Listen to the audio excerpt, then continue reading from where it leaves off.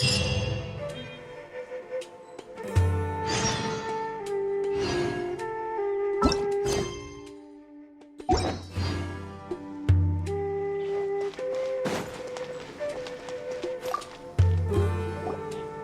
me, did you happen to see where the missing scholars went? You mean the village keepers?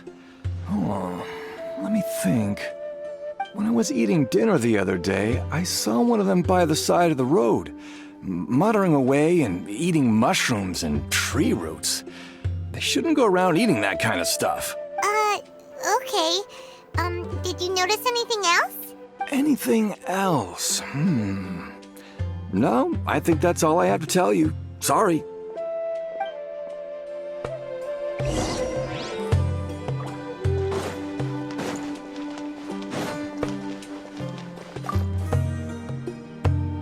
The scholars that have gone missing.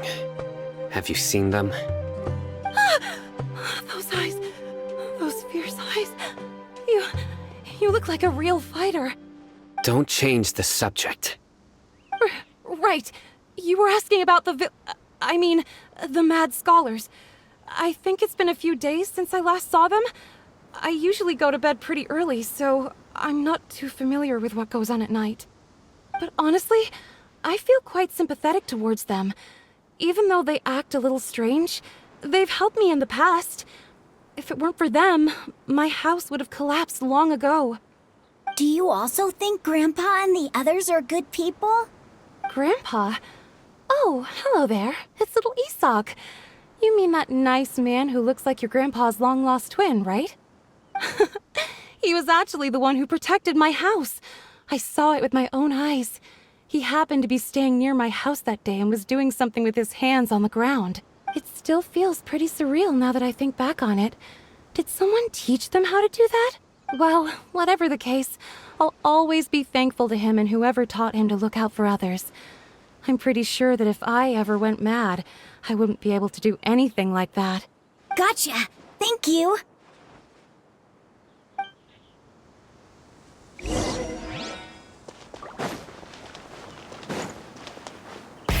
Rev the engines! Phew.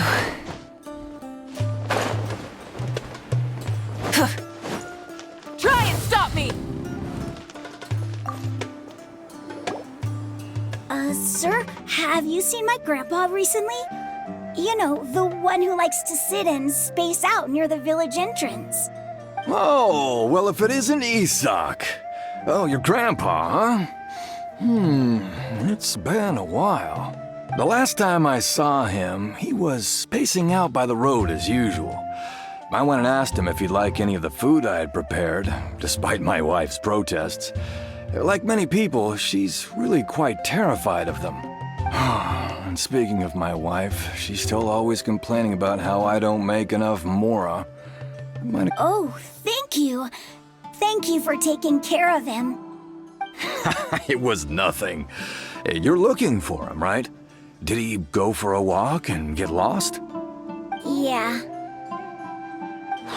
That's no good.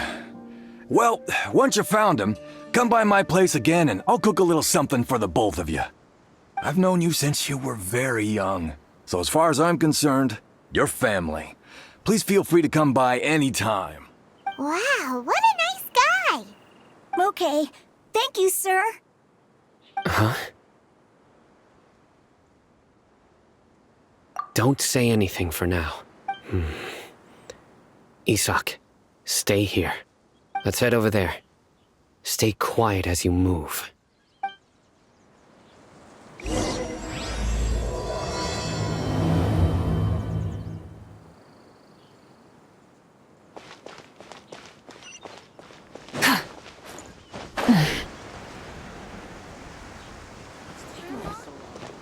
Deshret really gonna come back from the dead? Listen, see if you can make out what they're saying. Have you heard? The mighty King Deshret, the sovereign of our faith, will soon return to this world.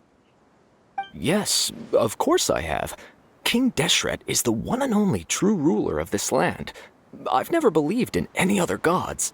Still, you say he's coming back, but It sure doesn't feel like life's about to change around here anytime soon. What's your proof? Haven't you noticed? The village has been getting more deranged scholars than ever. Delavar was saying that many people also went insane just before the fall of King Deshret's civilization in ancient times. We don't quite know why, but it seems like there's some sort of connection between insanity and King Deshret. Isn't it a sign of King Deshret's power that all the mad scholars have disappeared? Huh. Now that you say it, that does make some sense. Does this mean our lives are finally going to take a turn for the better? Exactly. Those city folks will get what's coming to them.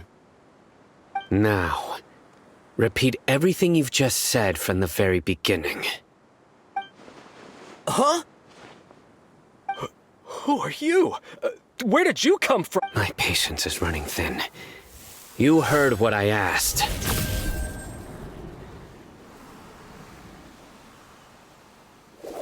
Yeah, bro, this guy's something else. Just look at his eyes. One wrong move, and he's gonna flay us alive. Let's not get on his bad side, okay? I am no match for this guy. Oh, okay, good sir. What is it you would like to know? Tell me about King Deshret's resurrection. Well, I only know a few things from hearsay.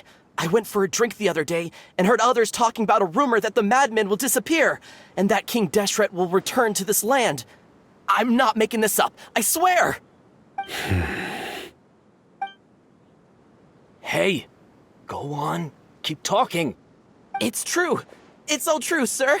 We desert folk have had more than enough of those people at the academia. They keep sending us all their mad scholars and won't let us have a good life. Would you want to live like this if you were in our place? The radicals were even more thrilled than me when they heard the news. We're all praying for King Deshret's speedy return. Delavar also said that once King Deshret returns to our side, it's only a matter of time before we conquer the land on the other side of the wall. They're all willing to serve under King Deshret and fight for a share of the glory. Is that so? Seems like he still wants to know more. Keep talking. Got it! At first, I told myself it was just the drink talking, but then all the mad scholars vanished without a trace, just as the rumors said. Please don't beat me up just for mentioning these rumors. If I'm guilty, then everyone else around here is also guilty. I'm just saying what the others said.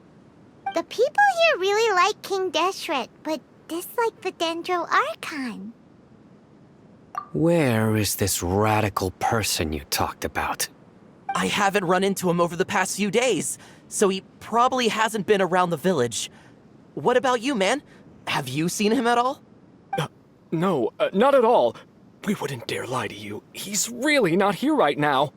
Sounds like you're not too close with the radicals. No, of course not. All we know are their names. I have many ways to stop you from talking.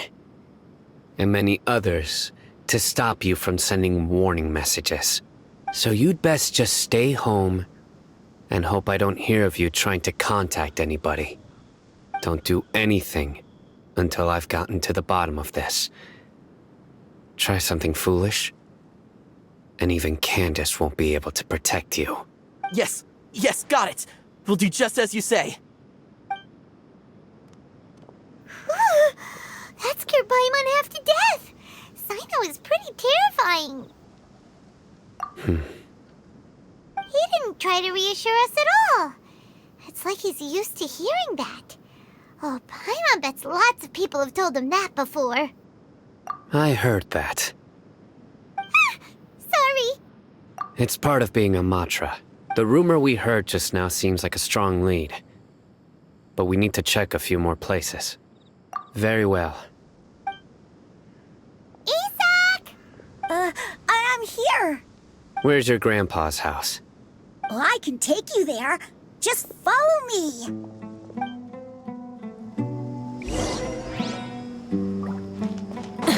Join the Aramites and embrace a wonderful new life.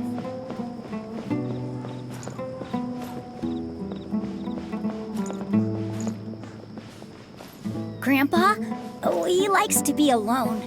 Sometimes he stares at the sky in a daze and Other times he just pokes at the ground with his fingers.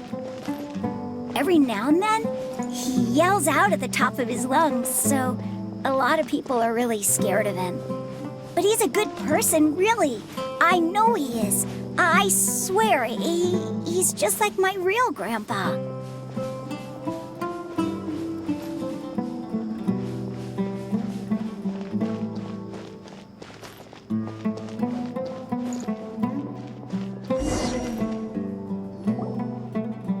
This is where Grandpa usually stays. There sure isn't much here.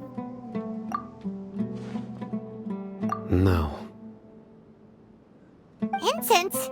Please don't say it's the same one as before. But are you okay?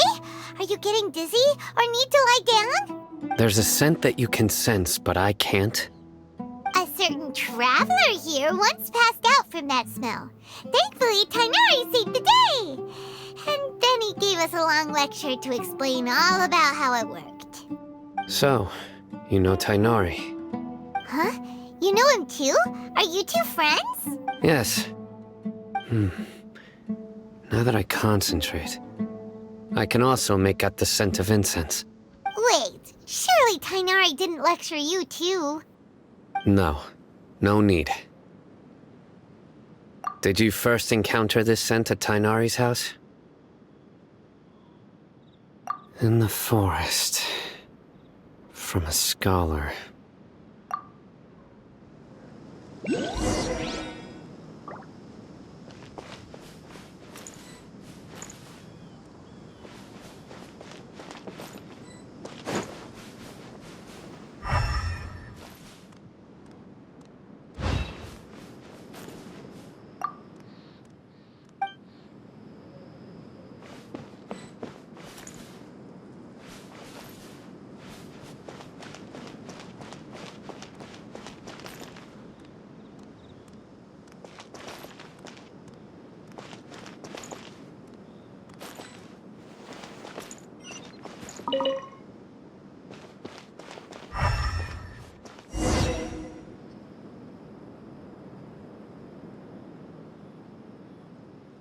What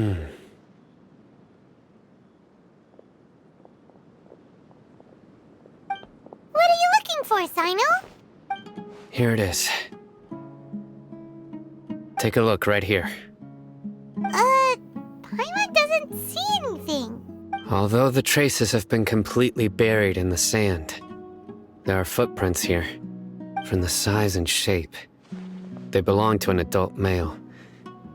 This pattern is a common one from this area. Local shoes. This was probably someone from the village. The scent is quite faint, but still extant. The footprints head in that direction. But who would come looking for Grandpa? He doesn't have any friends. We'd have to ask whoever lured him away with the incense. Huh? So you can lure someone away with just a scent? Hey, what's wrong with liking good food? Everyone's got something they love in life. Exactly. Most scholars are fond of incense, since the smell supposedly helps them clear their minds and discover new knowledge. Even deep within the clutches of madness, they still yearn for their knowledge-seeking days, and will follow the scent whenever it presents itself. No, Grandpa. So, someone's taking advantage of their weakness? Huh. Still, why would anyone want to abduct all the scholars? Are the rumors really true? Could the disappearance of all the mad scholars have something to do with the radicals? It's highly likely. Please, you have to save my Grandpa. Grandpa's never done anything wrong. Please help him. Sounds like we'd better help get him back. Don't you worry, Isak. We won't let whoever took him get away with it. Let's head to Aaru Village and inform Candace and the others about what we learned here. After that, we'll set off to find the scholars.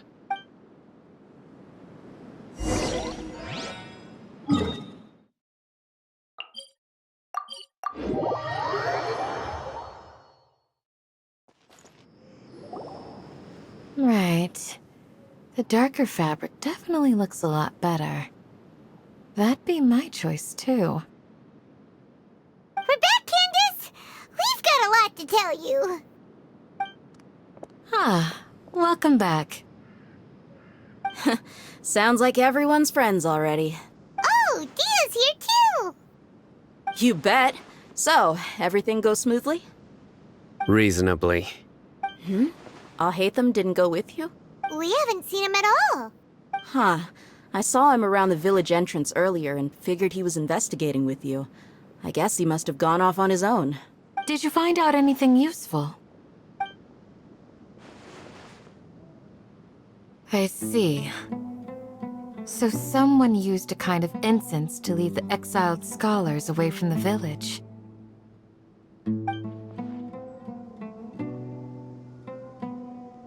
The resurrection of King Deshret?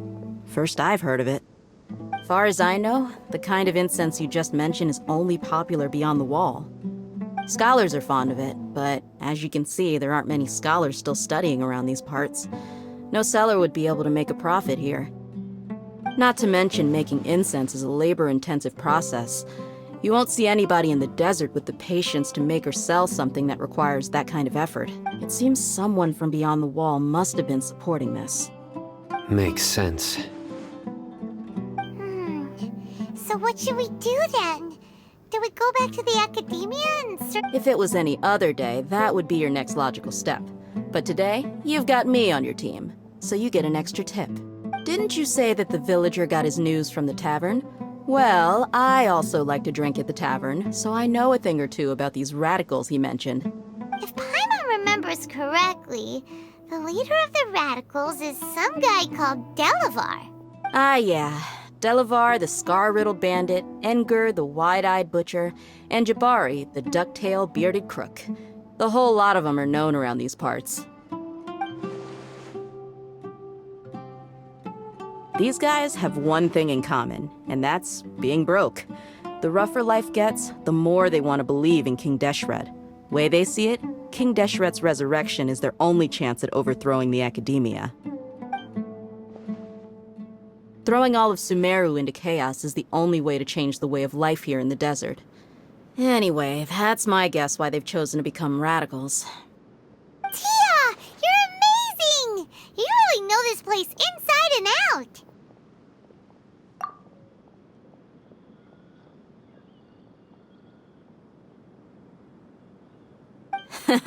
No merc can afford to slack off on gathering intelligence. Every mora I've spent in the tavern has been a valuable investment. Let's head out. Now hold on, you're staying right here, Cyno. Why? Aaru Village is not a big place. Outsiders stand out here like a sore thumb. I'd bet word about you has already gotten out. The desert is unforgiving, so the way of life here is also a lot tougher than on the outside of the... Compared to you, mercs like me are just third-rate amateurs. I've got no actual fighting skills to speak of. But that also makes it a whole lot easier for me to gain the locals' trust. I need to go around and ask some questions, but it'll be difficult if you're with me. Fine. Good, then we've got a plan. The Traveler and Paimon will go to Caravan Rebot with me, and we'll try our best to figure out where the mad scholars have been taken. Cyno, you'll have to stay in the village and continue investigating on your own. Alright, sounds like a plan!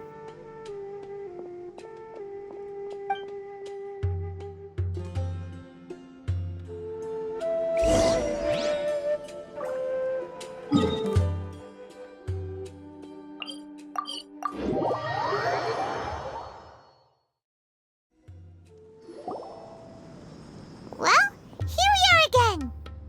Sounds like you're starting to get familiar with the area. Paimon's amazed every time we see the wall of Samiel. I know what you mean. I had the same question every time I walked this way when I was a kid. Also, why is this high wall here?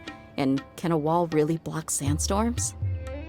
It was only after I grew up that I realized the wall of Samiel isn't just there to keep out the sandstorms.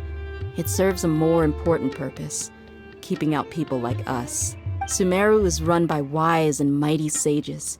To them, Us desert dwellers are nothing but tools that can be used and discarded at their whim. We're cheap labor, like livestock, but easier to control. Nothing more. Even if a child from the desert got the chance to obtain an Akasha terminal, almost all their requests for knowledge would be denied. The academia believes we're underserving. Geniuses like Sataria are 1 in a million. The other children never get a single chance to try and rewrite their fate, even though the academia knows very well that we're humans, just as they are. That's terrible. I would tear down this wall with my own hands if I could. Hey, Dia. You're not thinking about doing anything scary, are you? No, not at all. This place just gets me thinking, that's all. Besides, we're here to procure information, aren't we? Yep, we gotta catch those... Shh. Caravan Rebot is crawling with people, so be careful what you say. We don't want anyone to find out what we're here for. Our mission started the moment we arrived here. Let's go check out the tavern. Maybe we'll find someone I know.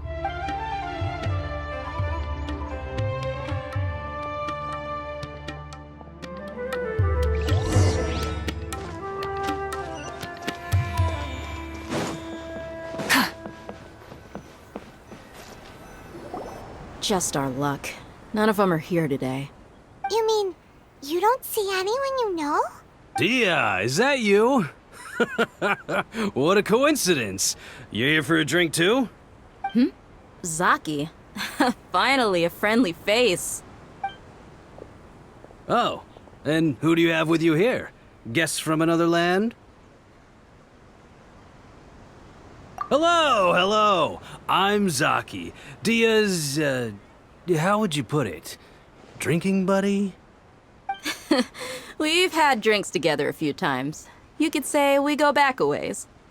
Anyway, as far as my friends here, they aren't too shabby, are they? You rarely see any Outlanders so friendly and respectful nowadays. Absolutely. Much better than those people on the other side of the wall. So, Dia, are you looking for someone? Yeah. Have you seen Engur, Delavar, or Jabari recently? Of course I have. Matter of fact, we were all here drinking together just a few days ago. I've got a spice trading deal from another nation. I thought maybe Delavar and his friends might be interested. Know where I could find him? Ah, how thoughtful of you. Then I assume you also know that Delavar's been having a hard time making ends meet these days, so you came here to help him out? Hey, keep it down. Let's just say I prefer to keep this deal a secret. Y'all at Caravan Rebot are like family. If there's more to be made, why not do it together? Besides, Delavar and his friends have muscle. They'd be a good fit for escorting the goods. Yes, how considerate of you. Delavar's my friend too, so of course I can take you to him. Come with me.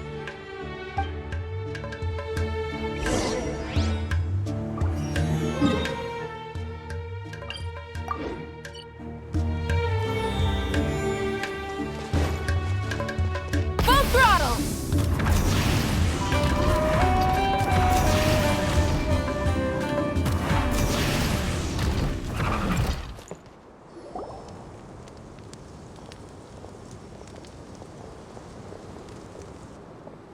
Are we there yet? Yep, this is the place. This place is practically deserted. What are they doing in a place like this?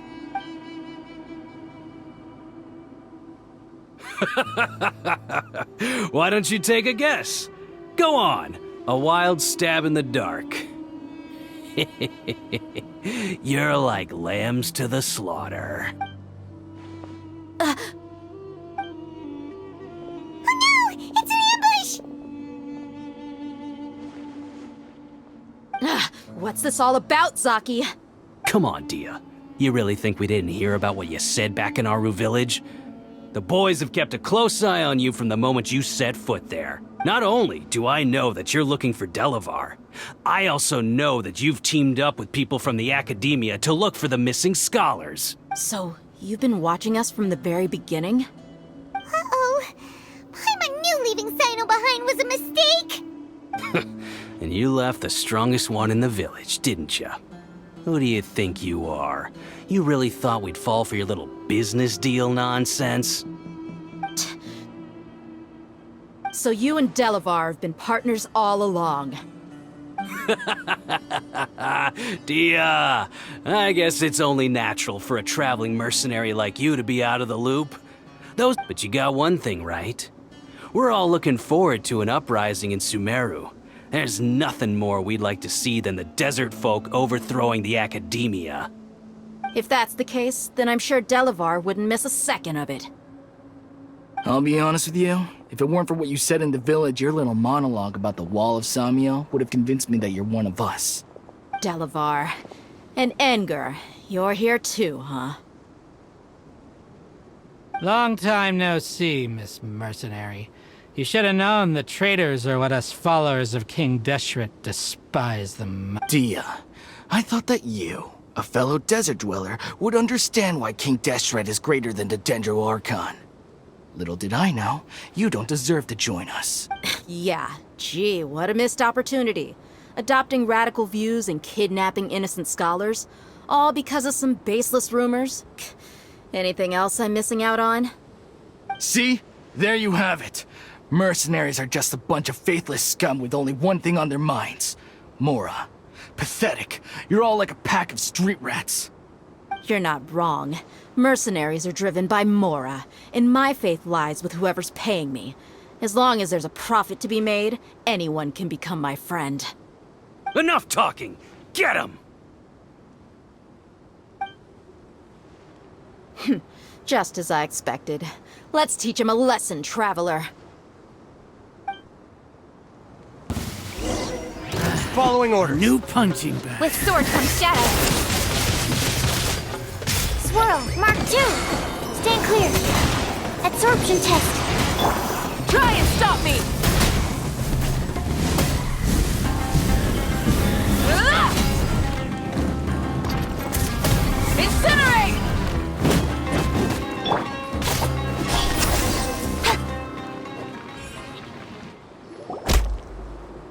Impossible! How could you? So, what do you think about your meticulous network now, Zaki? How did you say it? It's only natural for a traveling mercenary like me to be out of the loop. I'm guessing your informant told you that I'm just an incompetent merc with no real fighting skills, correct? And of course you would believe everything he reported. The only thing you know about me is that I'm a mercenary, but you've never seen me in action. Even though you heard we went to handle monsters together, you believed that Candace was the only one doing all the real fighting. That so-called Flame Mane is just a fraud. She admitted it herself. She just uses her connections to gain the trust of others. That's what you thought, right? Ugh. You lied in the village because you figured that we'd have people watching you. And you were stupid enough to fall for it. I figured as much the first time we drank together. You all thought you were so smart. Pathetic. Okay, that should be all of them. Whoa! So you've been planning this since we were in Aaru Village? No task can be done without preparation. I just happened to notice a couple suspicious-looking people while you were out investigating. Oh, but instead of catching them right away, you let them report back. Those two who were snooping around were just a couple small fries. If we want to get the real catch, we have to be patient and give it some time. Oh, you mean the funny name she mentioned back in Uncle Ampu's house? The wide-eyed butcher, scar-riddled bandit, Paimon can't remember them all. That's just a bunch of drunk talk. Enger and Delavar like to talk themselves up when they're drinking. Enger, the wide-eyed butcher, and Delavar, the scar-riddled bandit, are the nicknames they came up with for themselves. Alcohol has a way of making people share what they really think. So Enger and Delavar are always rambling in the tavern about how King Deshret is a superior deity. What about Zaki? He's just a numbskull who fell right into our trap. Zaki was probably the best hidden of them all. My initial plan was to find Delavar first, and then try to track him down. That's what you wanted to ask when we were at Uncle Anpu's house, right? Jabari is one of the villagers you talked to. You know, the one who wanted to treat Isak and his grandpa to some food. Wait, so he's a radical too? No, he isn't. I just needed to tack on a random villager name to make the eavesdropper think that I was making some wild guesses based on my impressions. Wow, what a genius idea! Well, that's an expert mercenary for ya. Ah, you're too kind. It was straight from the usual playbook, if I'm honest. So, that thing you were saying before, is it really true? About what? About how mercenaries only care about Mora, and that anyone's a friend as long as there's a profit. Does that bother you? What makes you so sure? Dia, do you dislike the Dendro Archon like the other desert folk? You two are pretty sharp. No, I don't have anything against the Dendro Archon. I've heard a lot of nice things about the Lesser Lord from Dunyarzad.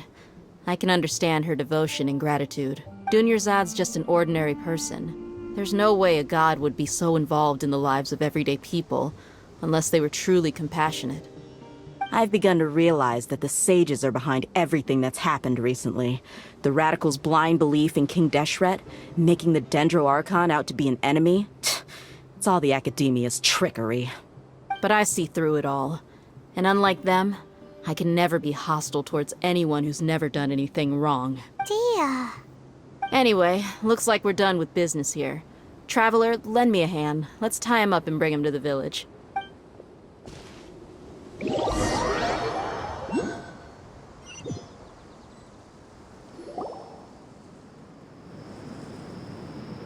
This should be all of them. I'll let you take it from here. All right. I'll be in touch. Until then, please stand by. Candace, do you need any help? Candace will be okay on her own. I trust her, so you can too. She's been guarding Aaru Village for quite some time now. If anyone is qualified to question the offenders, it's her. While I'm questioning them, why don't you pass some time by exploring the area? I'll meet you back here tomorrow morning, Traveler. As for these idiots, let's just hope they live to see another day.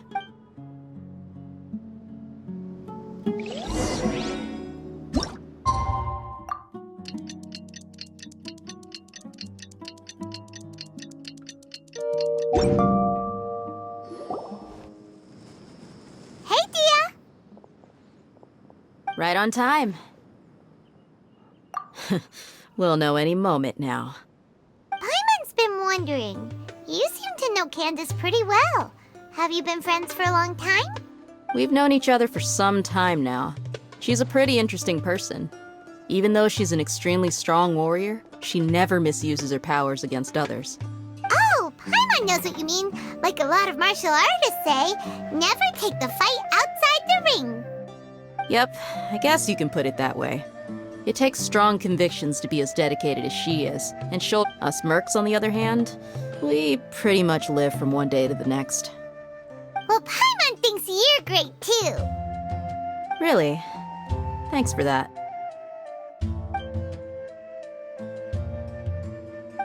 Oh, Cyno's here, and he's pretty early too.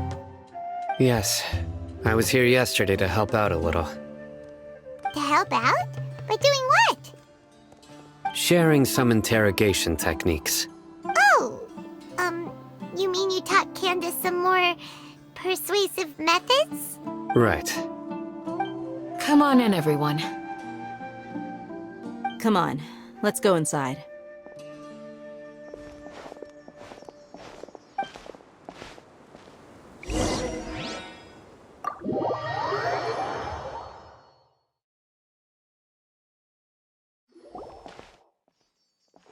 Candace, where? Whoa, you look furious. Do I? Huh. What gave it away? Oh, there's no mask that can hide true bloodlust. Cover up your eyes, and it'll still show itself at the corners of your mouth. Perhaps I need to work on my composure. Still, It's perfectly understandable why I'm angry. I'm sure everyone present would agree. Yes, ma'am. Please, don't beat us anymore.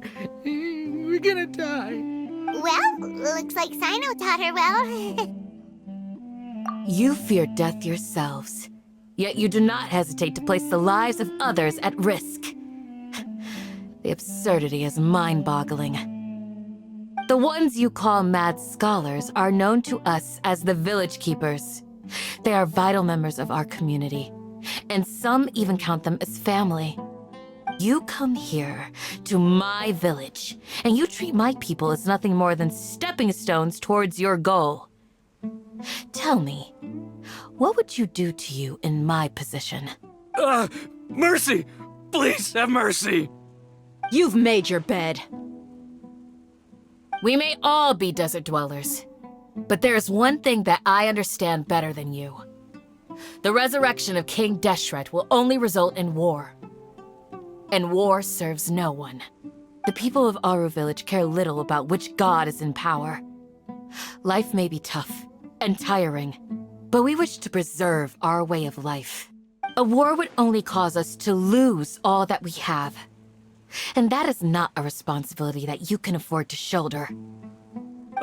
We understand. We're sorry. I'll tell you everything I know. Please, just let us go. I'm listening. You might not believe this, but it wasn't us who came up with this idea.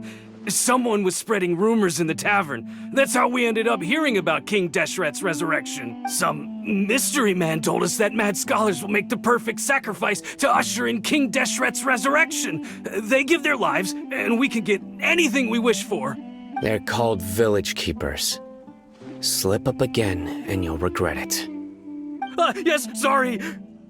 It was all that mystery man's doing. He told us to spread the word about King Deshret's resurrection and talked us into helping him.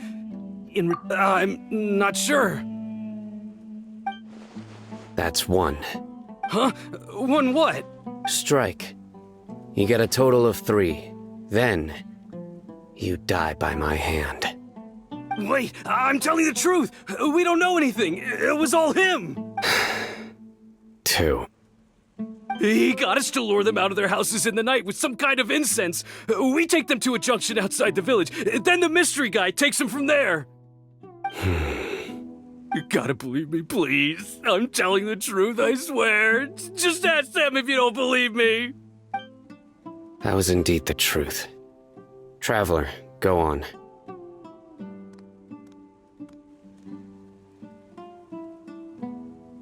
You have to believe me. If I knew that, I would have told you his name right away. I'm not risking another beating to keep his secrets. No way. That guy, he wears a cloak, and he's always careful to cover his face. He calls himself King Deshret's envoy. I believe I may know what's going on. Uncle Anpu?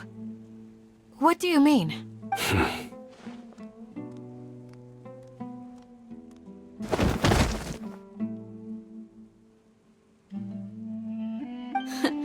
Smooth.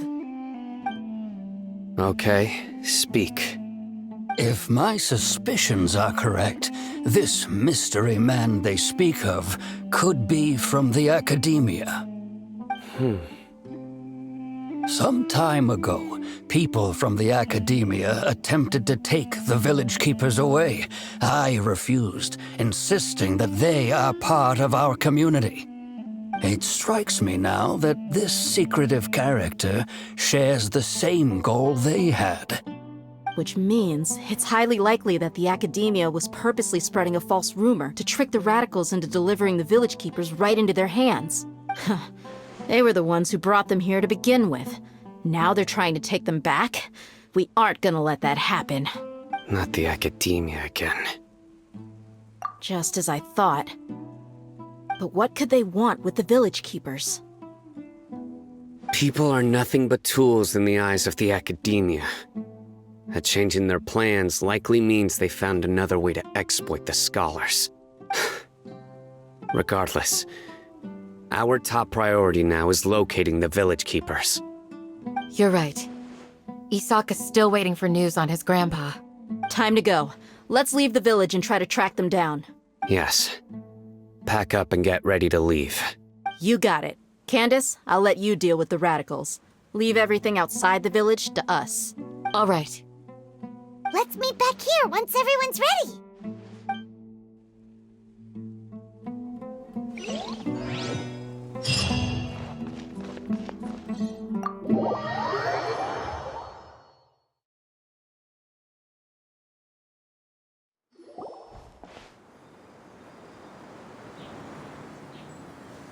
Let's get some food in us and then we'll... Whoa!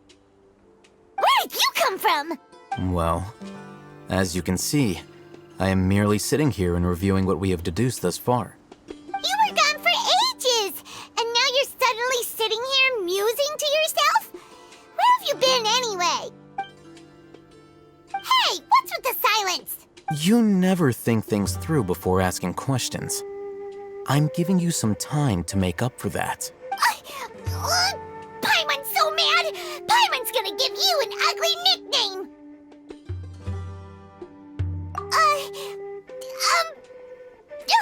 Never mind! Paimon's got nothing. There's just nothing super obvious to pick with this guy. It makes... Well, you've heard nothing to suggest I left this whole time, so clearly I stayed in the village to investigate. Anyway, you plan to leave Aaru Village and keep searching for the truth of this matter, yes? Yep.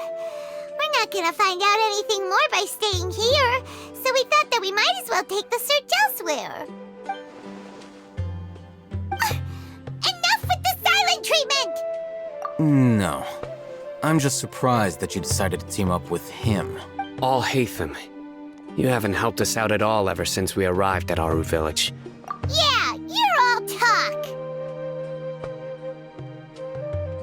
While you were investigating, I had my own work to do, which I've now finished. Really? Paimon doesn't believe you. To be honest, we aren't really a team, so I have no obligation to inform you of my whereabouts. Not to mention that going separate ways allowed me to find some important information that you all had missed. Huh? Right here in the village? Correct. What did you learn? I'm going to take you to someone. But before that, you need to understand where she's coming from. What does that mean? How do you think the residents of Aaru Village feel about what we're doing? In other words, do you truly believe every single word the villagers tell us? You mean, some of them lied to us? Hiding the truth does not necessarily equate to lying. Again, these people have their reasons. Remember what Candace said? Most people in Aaru Village don't necessarily care which deity is in charge of Sumeru. That's because whether King Deshret or the Dendro Archon has power is of little significance to them. By contrast, the perils of their daily lives are ever-present concerns. They won't simply share everything they know with you without good reason. That's why you believed there was no further information to be found in this village. Glad you're following along. Among those you have talked to, there's someone who was consciously keeping you out of the loop. In fact, she's been observing your every move since you arrived. The reason being, to someone who only wants to live their life in peace, any external factors introduce unpredictability into the equation. Those eyes. Those fierce eyes. You look like a real fighter. Don't change the subject. It's quite obvious that she's intimidated by Cyno's authority and strength. Right. You were asking about the the mad scholars. She corrected herself mid-sentence because she's aware that there are King Deshret fanatics in the village. If she sounds too friendly towards the village keepers, she could easily make herself the radicals' next target. I think it's been a few days since I last saw them. I usually go to bed pretty early, so I'm not too familiar with what goes on at night. Remember? She made a point of denying her involvement in anything that occurs at night. But honestly, I feel quite sympathetic towards them. Even though they act a little strange, they've helped me in the past. If it weren't for them, my house would have collapsed long ago. After speaking to the village chief, it became clear that the village keepers had protected Aaru Village at night. Then, why would she lie? By getting involved with an outsider, she risks drawing unwanted attention to herself. As for why she might be so wary about all this, maybe you should ask her. I'll pass on this one. You said that she is afraid of me. If so, it's best if I stay out of this. We're on it!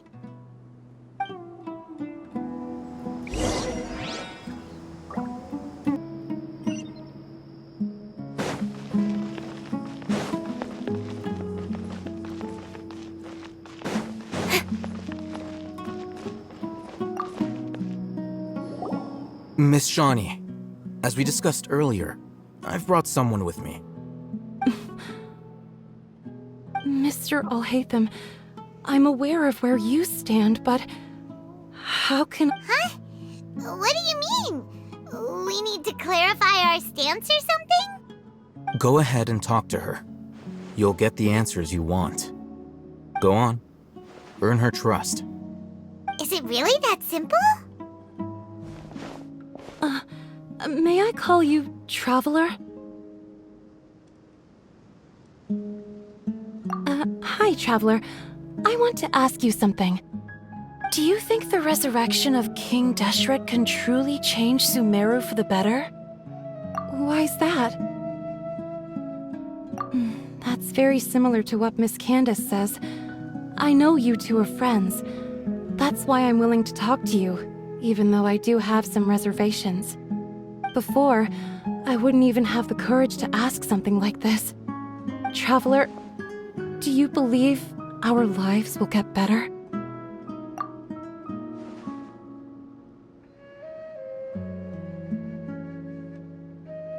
Yeah! We came here from another nation, so it isn't wrong of you to be weary. And we aren't really residents of any one nation. But even so, we've met lots of people from different places, and we've always fought for what we believed in. We have friends in Sumeru, and we want to help them. That's why we decided to stay here for a while.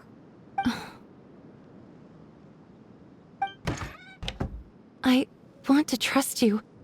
My apologies for posing my questions like that. To be honest, I didn't expect you to come back for more information. Alhaitham told us you have your reasons. It's okay. We understand. The fact is that only one side of my family is desert folk. I don't really fit in anywhere in Sumeru. Some believe in the Dendro Archon, while others believe in King Deshret. I don't belong to either side, and neither side would want me. Speaking of which, the Radicals mentioned that they despise traitors. Do they just think that anyone who's different from them is a traitor? Yeah. Some people can be so narrow-minded when it comes to bloodline and beliefs. It makes no difference what I say or how I behave. I'll always be suspected of having ulterior motives. Slowly, I just stopped talking to people. I pretended not to hear or see anything. All I want is to live my life in peace. And then it happened. The village keepers who had helped me disappeared with no explanation, and I didn't dare breathe a word about it to anyone. Until now. You can tell them. I'm sure she'll keep your secret. All right. I'll tell you what I told Alhaitham. I actually have a sharper sense of hearing than most. Sometimes, I hear strange crying sounds in the night. There are ghosts? Perhaps. I'm not sure. It's faint, but it's definitely the sound of crying. It comes from far away in the distance, and always carries very raw emotion. It used to be louder and more frequent, but ever since you arrived in the village, it doesn't seem to happen as often, and when it does, it's much quieter. I have to focus really hard to make it out. I confirmed this with the guards on night duty. They also have someone with a good ear, and he's heard similar sounds at night. But, because we're in the middle of a desert, he would rather believe that they are the cries of beasts than ghosts. There's really nothing around these parts, except for an old hospital not far from the village. I think they used to use it for treating Elazar, but it's been abandoned for years. Yeah, let's go!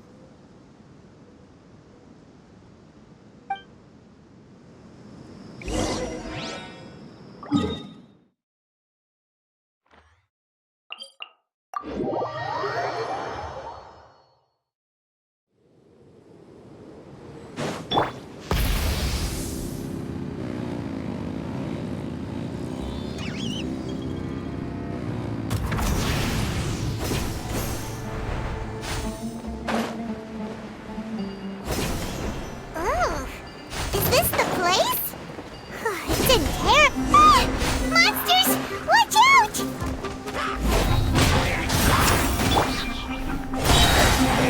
With sword comes shadow.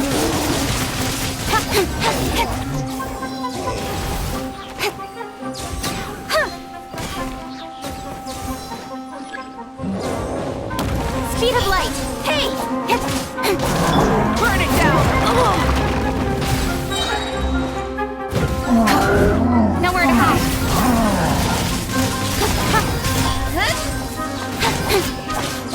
Enhanced animal modules. Light it up. Cut to the chase.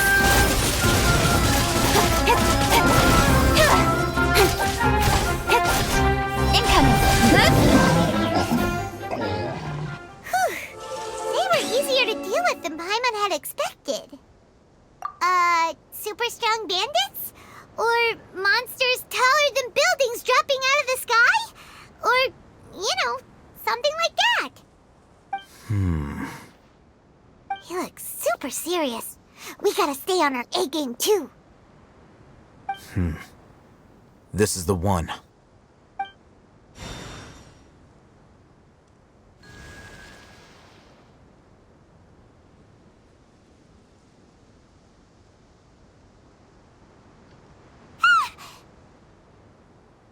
Let's go in and take a look.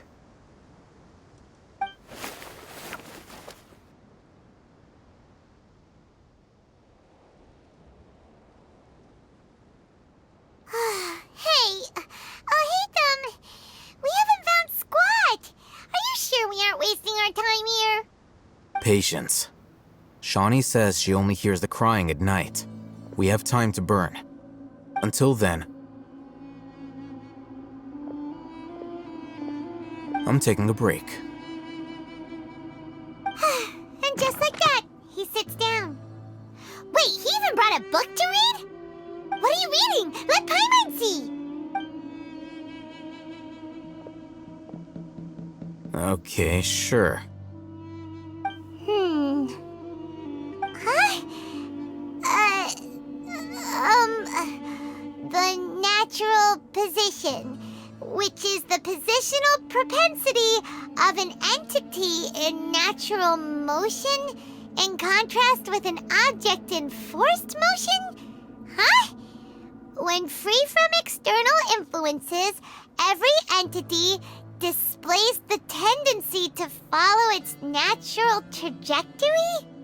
So, you got that? Oh, Paimon gives up. You keep reading your book. See ya! How is he so relaxed? Look at him, reading an impossible book in a creepy place like this. Hey! Paimon's your Teyvat travel guide. Paimon knows plenty of useful stuff already. And anyway, is that Paimon's fault that the books people read in Sumeru are so complicated?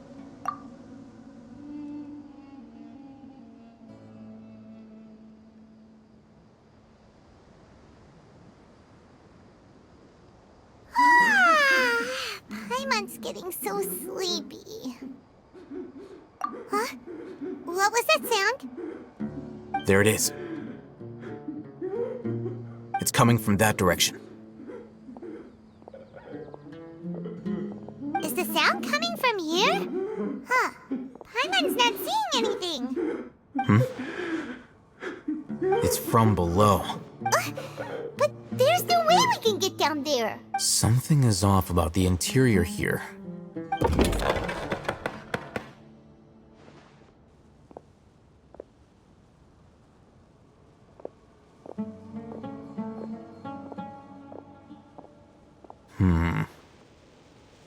As I thought, there's a hidden structure.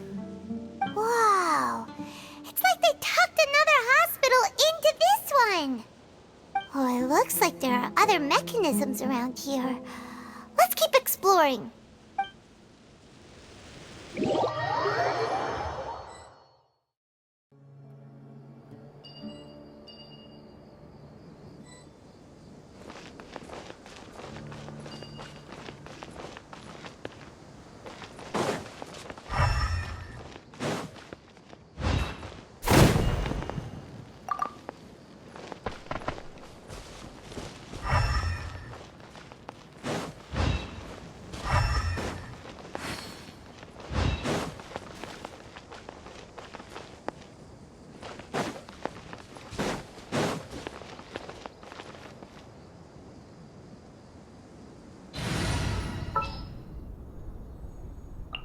Everything's ready.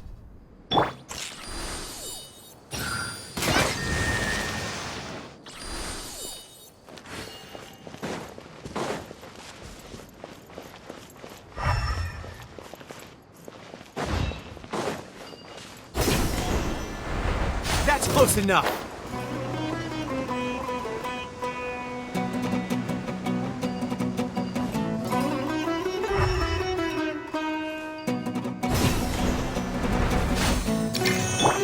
Burn it down!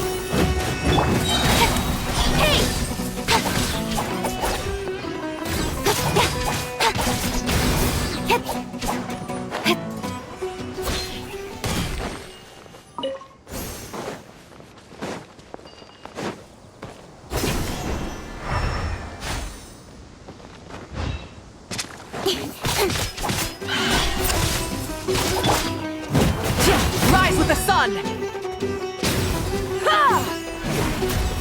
Wrath from the sky! Incinerate!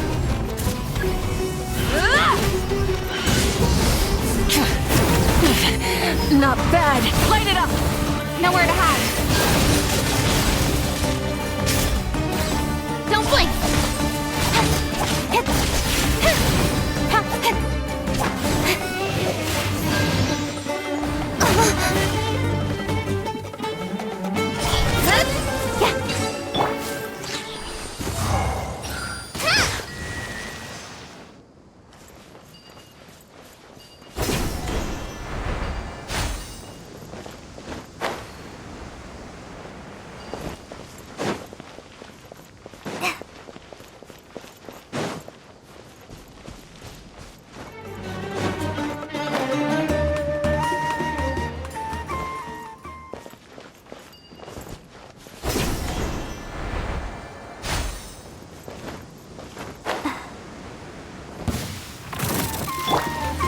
Breaking news!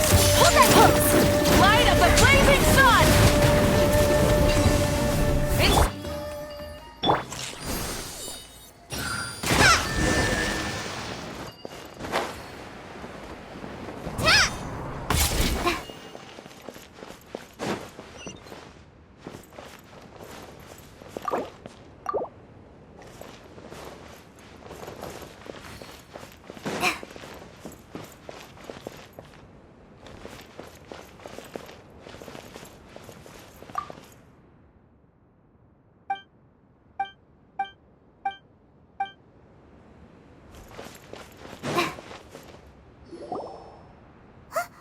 Look! There's someone over there! Good idea! Let's approach him slowly without alarming him.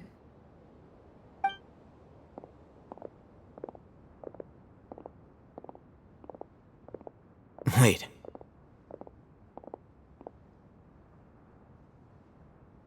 You're...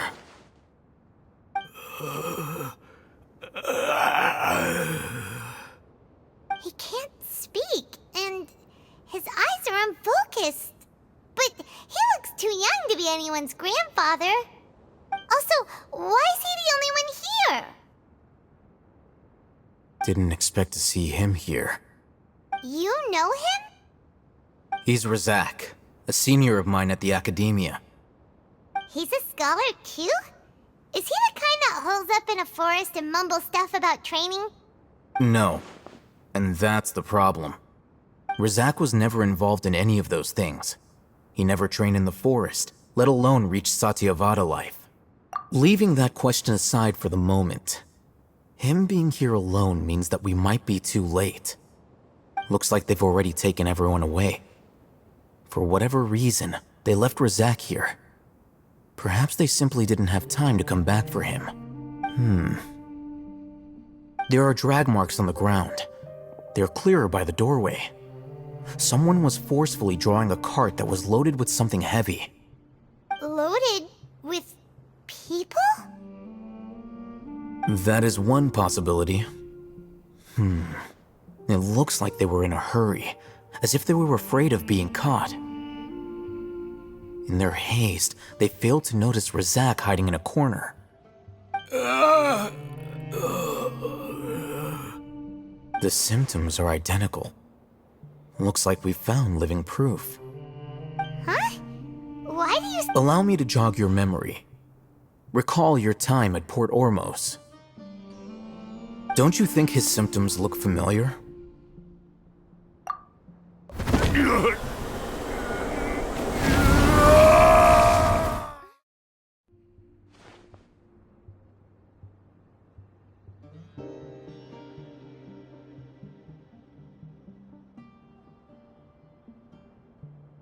Oh, now that you mention it, they're acting the same way. Correct. The Academia is behind all of this. It isn't difficult to deduce their rationale. First, the Academia spread a false rumor of King Deshret's resurrection, emphasizing the role of the village keepers. These rumors were all the persuasion that the radicals needed, and those based in Aaru Village leapt into action. Unbeknownst to them, of course, through rounding up the scholars, they were actually helping the Academia. As well as being able to exploit the radicals for their own ends, this scheme has one further advantage to the Academia. All the risks and responsibilities are offloaded onto King Deshret's followers. Life for the desert dwellers has been brutal ever since King Deshret's death all those years ago. Beneath the surface, feelings of desperation are widespread. Many would give everything they have for the prospect of something better. Anyone looking to exploit that for their own ends simply needs to make a few empty promises. Even if complications arise, people will see that those involved are all followers of King Deshret and look for no further explanation than differences of belief. A deep-seated mistrust of the desert and everyone in it by the rest of Sumeru will make sure of that. The notion of an Academia plot wouldn't even cross their minds. It may seem like a simple strategy, but it is able to work wonders under Sumeru's current circumstances. Oh, that makes a lot of sense. It's in line with the village chief's theory, too. But there's still one very important question. Wasn't it the Academia that brought the scholars to Aaru Village in the first place? Why does it want them back now? Throughout this process, one thing has changed. The scholars' identity. First, they were scholars. Then, they became lunatics. After that, they were exiles. And finally, they become missing persons. An exile is still patently a living, breathing human being. But when someone becomes a missing person, that is brought into question. If you can't find someone, you have no way of knowing what exactly happened to them. That makes missing people an ideal resource. Resource? For what exactly? One possibility is that the information in their brains could be extracted into knowledge capsules. Extracted? You mean canned knowledge comes from people's brains? With the technology of the Sumeru Academia, it's entirely possible. Perhaps the process caused them great suffering, which is why they cry out in the dead of night when no one is watching them. So, the human brain... Nope, nah, Paimon doesn't want to think about this. I'm the Academia scribe, after all. I'm familiar with their projects. Anyway, judging by Razak's state, the contents of a divine knowledge capsule were extracted from his mind. But something went wrong in the process. Or perhaps his curiosity got the better of him, and he used such a capsule for himself. Paimon's a little confused. Can they just use anyone's brain?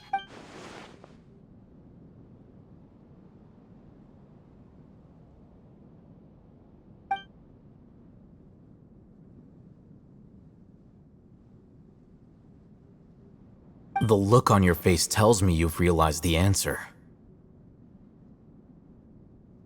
That's right. To some scholars, gaining knowledge about the gods is their entire life's pursuit. Extracting canned knowledge is just one of the extreme measures they turn to. However, I can't help but wonder, what do they seek to gain from divine knowledge? The Academia is going out of their way to look for forbidden knowledge, but what is their ultimate goal? I've spent quite some time trying to analyze the contents of the divine knowledge capsule, but to no avail. It seems like my way of thinking is too different from theirs. You mean you're not even slightly interested in getting your hands on this forbidden stuff? All scholars seek to expand the horizons of knowledge, but I'm not particularly interested in gods, so I don't share their degree of zealotry. Extracting information from people as if they were lifeless objects? If this is the direction of academic progress, then the Academia may as well shut its doors. Sounds like you're really against all this. Of course. The Academia's actions run contrary to their rules. Whether it be academics or knowledge, everything has its boundaries. If those lines are crossed, the rules and order that govern everything in the world will be destroyed. This matter needs to be corrected, just like fixing a typo in a book. Wait, didn't you step in to help because you felt sympathy for those poor people? Not to be callous, but no. My criteria are a little more restrictive than that. There is no shortage of suffering in Sumeru, and the same can be said for the rest of Teyvat as well. What do you plan to do about that? Save every last person? Probably not. Paimon's not sure. You can say that. Simply put, I don't blindly place my faith into strength or heroism. I do what I want. The divine knowledge capsule is something I want to investigate in full. That doesn't mean I'm willing to take action for the sake of a few strangers.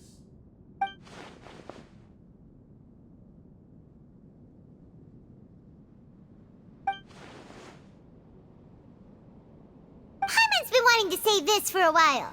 There are a lot of bad guys in the Academia, but you're not one of them. You're probably right. Though I must say, I quite enjoy this feeling of being the odd one out. Uniqueness is also an asset, is it not? Wow, that's a great way to think about it. Paimon's really impressed. If only Miss Shani had a similar mindset, her life would definitely be a lot easier. I'm just a more likable person than her in general. There's nothing more to it than that.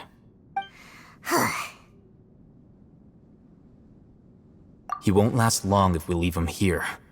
Let's take him with us. We'll work out our next step after we return to Aaru Village.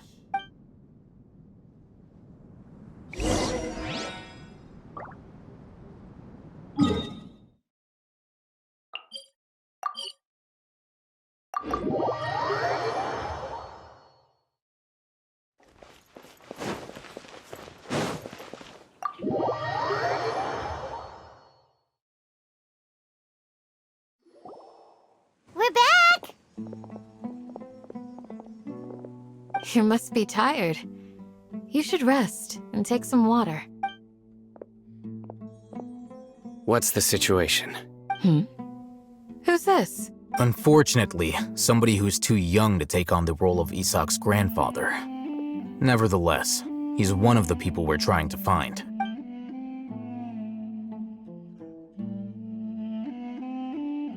So, At one point in time, the abandoned Elazar Hospital served as the Academia's site for extracting divine cant knowledge. Yep, pretty much. Their plan must have been implemented at some point before we arrived at Aaru Village, since divine cant knowledge has been in circulation for a while now. Yet, they fled once we were headed to the village, almost as if they knew we were on their trail. Yeah, why is that? We may have a mole in our midst. One of us could be secretly revealing our whereabouts to the Academia. Huh?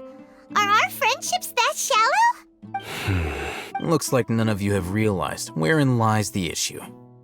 Cyno, you're the reason why they can predict our movements.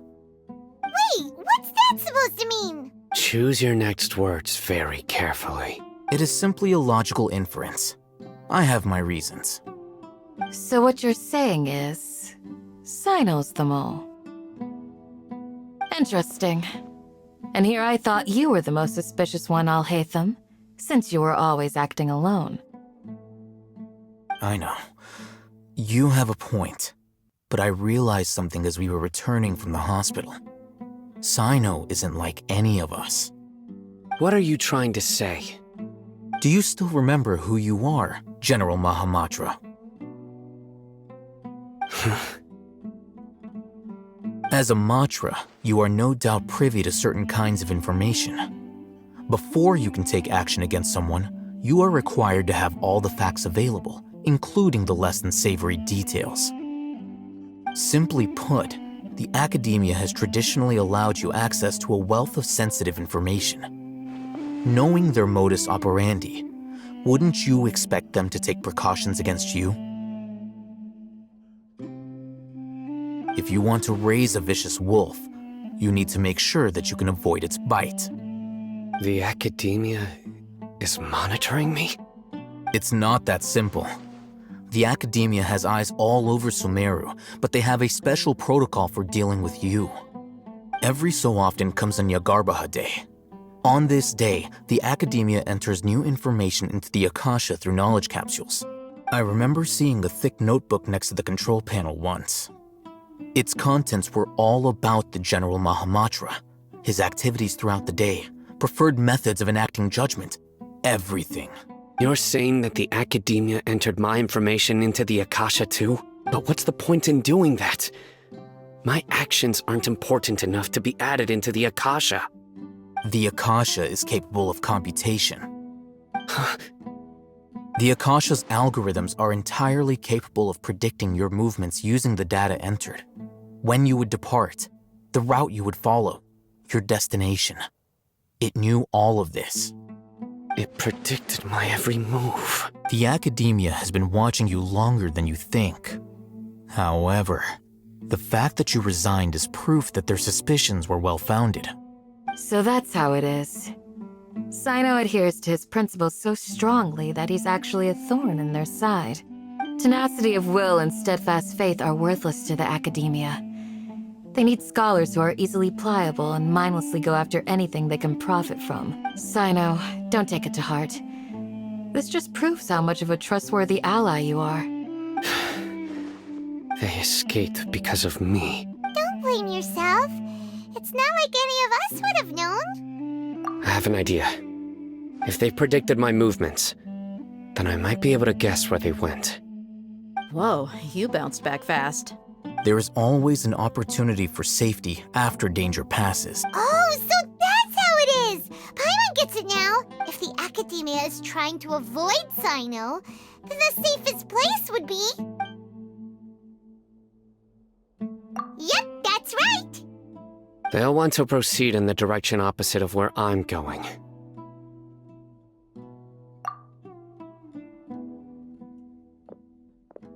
I must go. There's also something I want to investigate. Let's go, guys! After him! Please, wait! I want to go too! You want to go too? If so, you have to promise you'll stay safe. I want to find Grandpa. I promise I'll be careful and not cause any trouble. Everyone, I leave him in your hands. Yay! Let's feels like we're missing someone, though.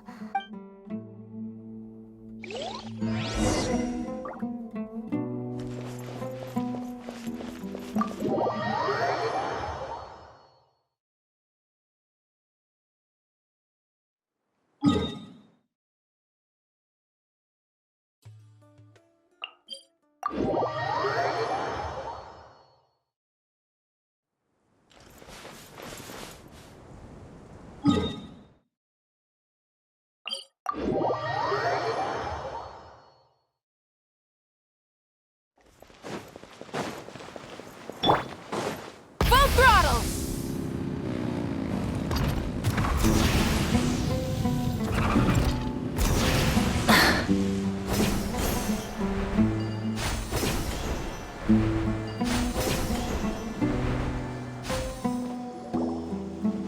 So, where do we go from here?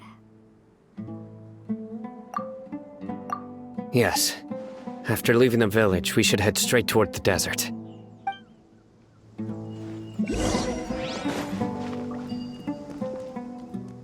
I know the desert like the back of my hand.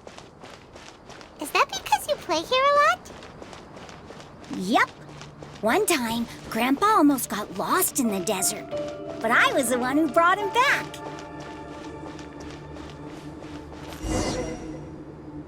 There's something here. What's this? It's buried in the sand. Looks like we'll need to roll up our sleeves and do some work. And Paimon thought running around everywhere was already enough work. Okay. So, we have to dig it out? Whatever's down there, it looks like it's buried really deep. These are likely fragments of an Academia-developed device, something akin to a headset. Looks like there were more than one village keeper. They must have been escorted this way because there are device fragments scattered around here. Let's split up and search the area. Chances are that we'll find other things nearby.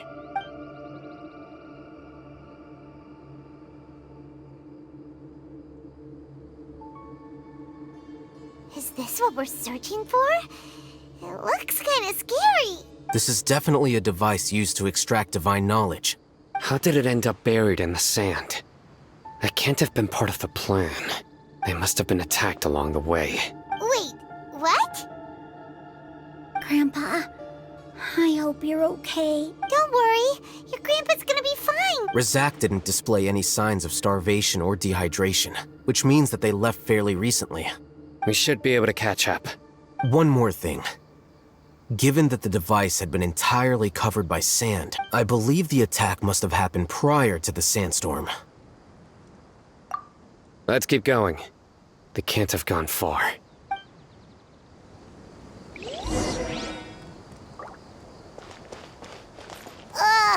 but running on sand is so tiring. But you're flying, aren't you, Paimon? Is flying over sand tiring too? Ugh, of course it is!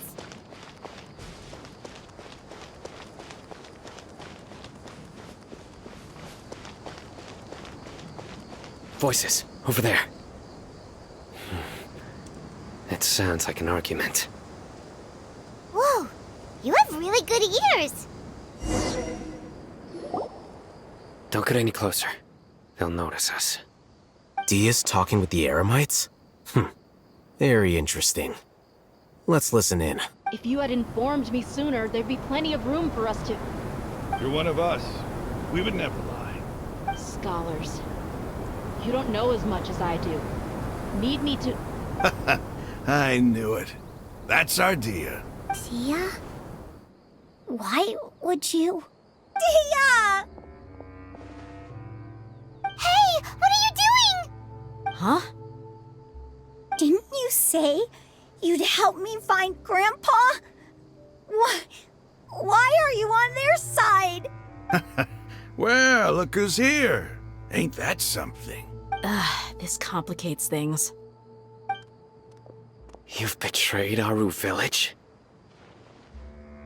So, this is the great General Mahamatra. Dear, you'd be better off as my assistant than hanging around with this motley crew. Seen for yourself. I have the means and methods, and my ideals are far more admirable than theirs. I'm not the type that's easily swayed, Raman. You of all people should know that. Wait, what's going on, Dia? Whose side are you on here? Shut it, Paimon. It doesn't matter. Whichever side you pick, nothing can deter us from the grand mission of resurrecting King Deshret. Once our Lord of Old returns to this land, we will have a new beginning. Face the facts, Raman. It's not gonna happen. You should understand that more than anyone. Have all your years as a merc taught you nothing about placing hopes in a ruler? I'm a desert dweller and a proud follower of King Deshret. Whether I live by the edge of the sword or in peaceful comfort, my soul will always carry this conviction. It's not too late yet. The village mad scholars aren't gonna bring King Deshret back to life. You don't understand, my dear lady. Pursuing our faith is our purpose in life. Even if the chance of success is 1 in a million, we must be willing to give everything we have. Even if it'll expose you to the academia? Even if they end up disbanding the Eremites? Your Eremites, which you've worked so hard for all these years? Yes. We've waited a long time for this day to come. The sun and the moon no longer shine here. All you see now is cracks in this desiccated land. But fate has finally dealt me a hand to play against the academia. With these scholars in our custody, we'll stomp the academia's forces and fight our way beyond the wall of Samiel. Ridiculous. Think about it. The academia controls the entirety of Sumeru. Your powers are negligible in comparison. If you still don't believe me, then try asking these two men. They're also against the academia, but neither of them are as arrogant as you are. They look more like pawns of the academia to me. Why would I listen to anything the people of Greater Lord Rukkhadevata have to say? Filthy traitors. Your god abandoned all honor and betrayed King Deshret. We desert dwellers will never trust the likes of you. It's impossible to communicate with someone so hostile. Perhaps we should. Do you really believe that by kidnapping the scholars, you'll be able to negotiate with the academia?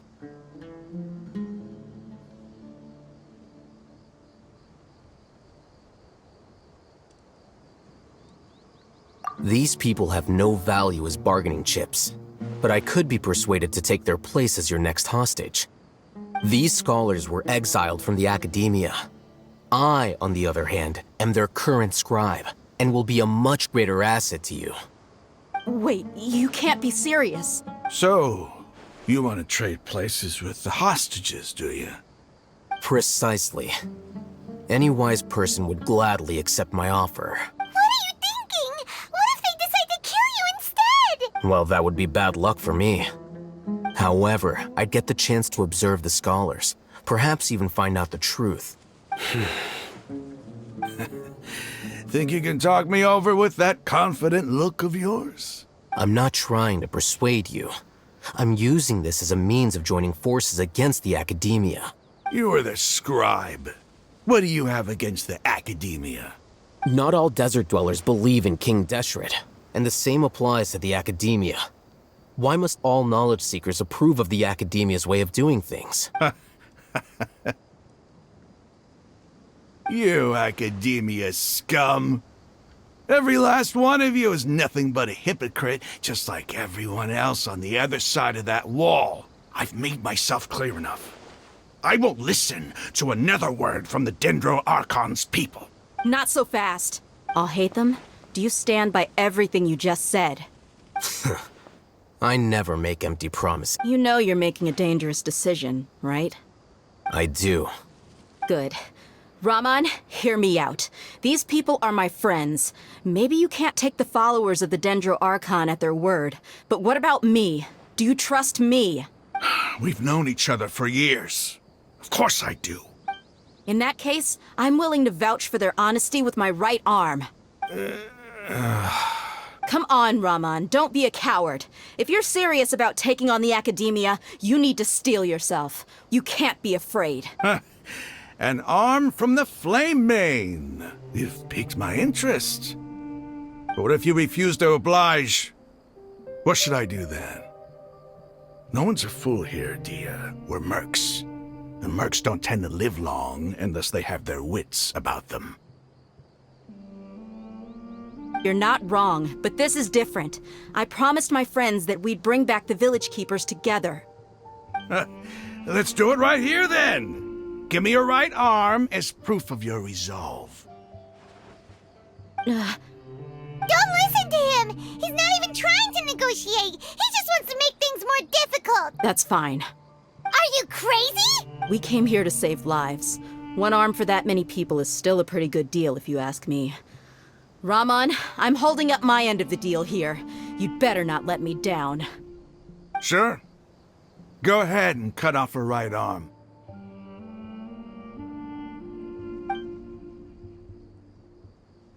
No!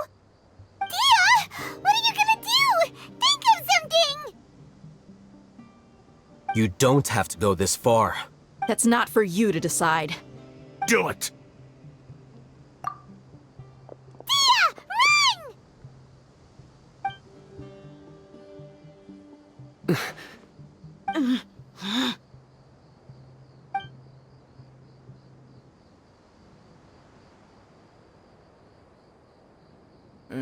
Stop! What's wrong? Can't do it? Flame Mane, you and I are both desert folk. Cutting off your arm is no different than cutting off my own fingers. Where's the sense in cutting my own kin to pieces? You've shown me that you're serious. Go on now, take your friends and leave. Meet me in the desert at noon tomorrow.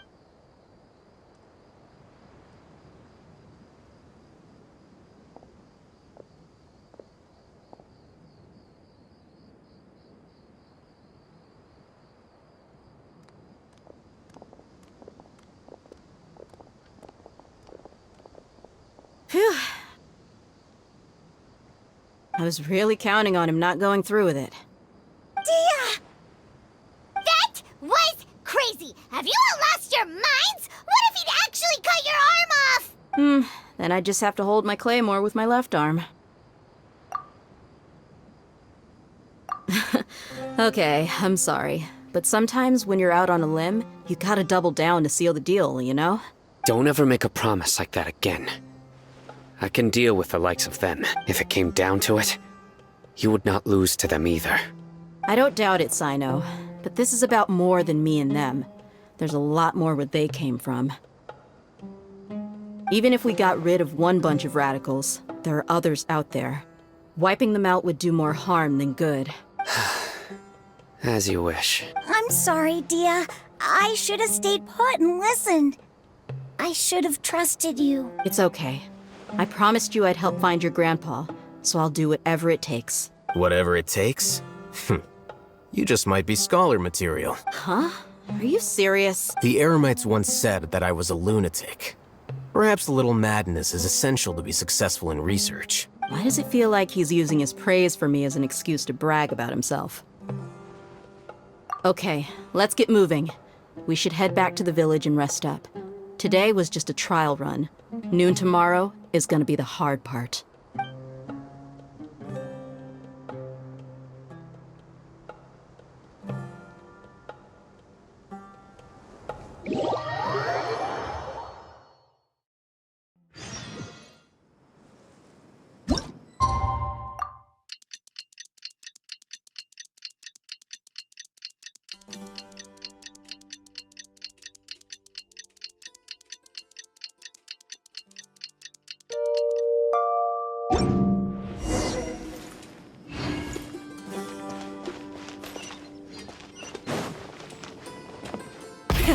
Rev the engines!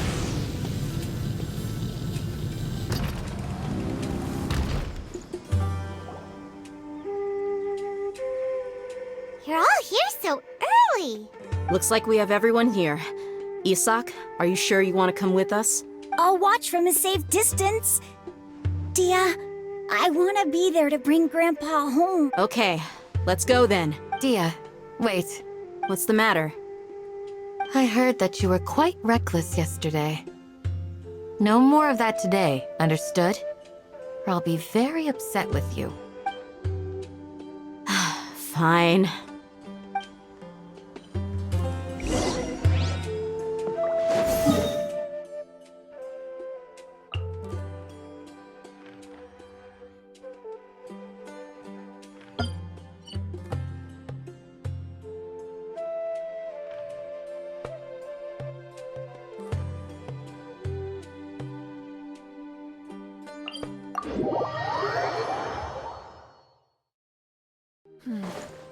Sand is the natural enemy of fire and civilization. In the desert, ruins are all that remain.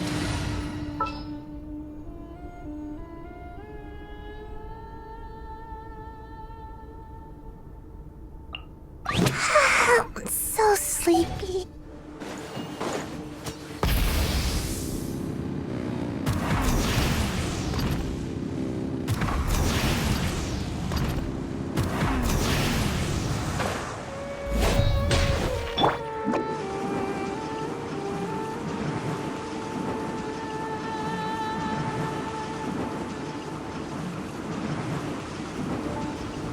Can't catch me.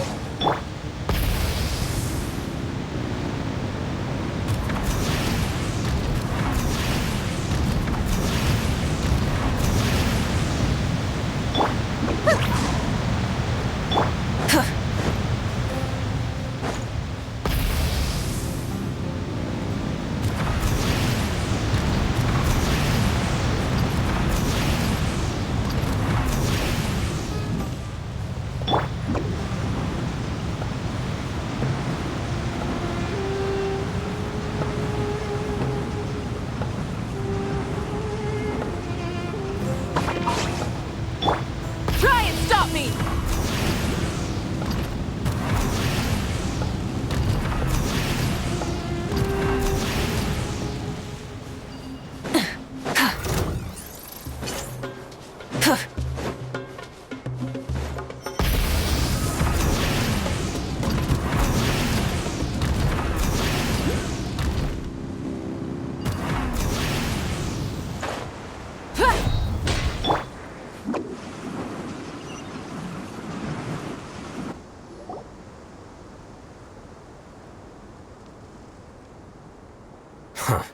They got here before us. Uh-oh. Is it because Paimon overslept by 5 minutes and held everyone up? Is everything ready? Absolutely. Although, you brought fewer people than I imagined. Bring him over.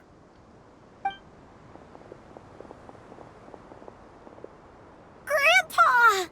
Why is there only one of them? Rahman, I've always thought of you as a man of his word. What's this about? It's a 1-for-1 exchange. Sounds fair, don't you think? And let me put it this way. Agreeing to any kind of deal with the Dendro Archon's people is already a huge compromise on my part.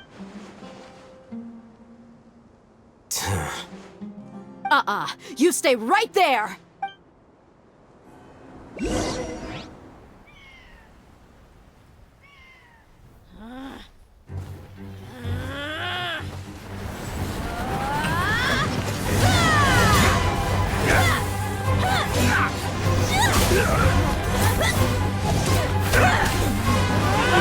Flame, what do you think you're doing? Grandpa!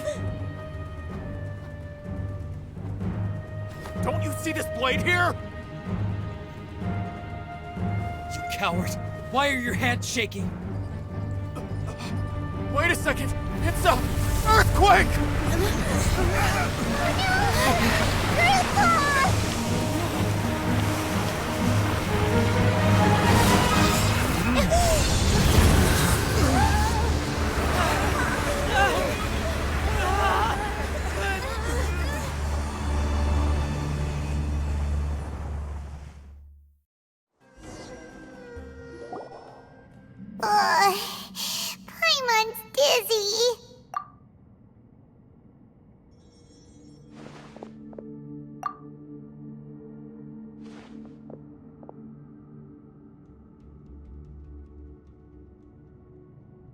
Ugh, this day's going just great. What a nuisance. The sand dune collapsed. I saw an energy field. The village keeper protected us. It glowed green with dendro. Just like you said, it may well have been the remains of Lesser Lord Kusanali's power inside the scholar's body. The Dendro Archon. The present one. Grandpa? Grandpa? Oh no, he's getting confused again. Hey, look around you. Did there used to be a temple here? It seems that when the sand dune collapsed, it exposed these underground structures. The symbols on the gate belong to King Deshret's civilization. This structure must be ancient. Over time, the sandstorms completely buried it and left it in the state we see now. It could have been an underground palace in the distant past. Oh, a miracle. Praise King Deshret! What's he doing here? And his men too? They must have fallen down here with us. Pretty lucky if you ask me. Most of them seem in really bad shape. Except for him. He got off lightly. Mind your head. No, this isn't the time for conflict. Our exalted lord has shown us the way to his sacred palace. He's not actually gonna go in there, is he? As it happens, I want to take a look inside too. What are you doing? Don't you think it's curious? 1 minute, Lesser Lord Kusanali's power protects us from harm, and the next, remnants of King Deshret's civilization appear. 2 major deities are vying to showcase their power to us. It would be a shame not to witness them both. Paimon thought you weren't interested in gods. Indeed. In my view, gods are just a higher form of living being. Or creature, you could say. New discoveries are always worth investigating. Whether they have anything to do with gods is neither here nor there. Raman, what are you gonna do about your men? I'll just let them lay here. King Deshret will take care of his people. Right now, I'm going inside.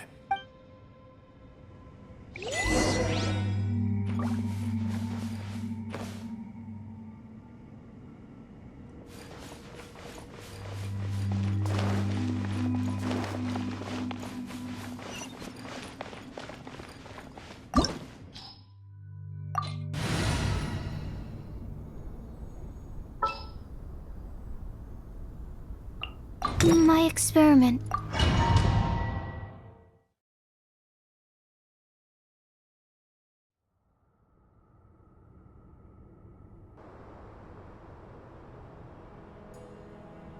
It's full of life here. This defies comprehension. It looked completely desolate from the outside. Yet, it flows with energy inside. Yeah, and there's so many plants. It's so pretty. Sir Raman. Huh? Do you see another Raman here? Are you mocking me? What do you mean, sir? Interpret it however you want, but there's something I'd like to draw your attention to. While this structure is clearly left over from King Deshret's civilization, the energy that flows in here is that of the Dendro Archon. Whatever you say. It's not like I have a vision. There's nothing to be angry about. Think of this as an academic journey. It does seem kinda strange. If that's true, then we might have to explore this whole area to find an explanation.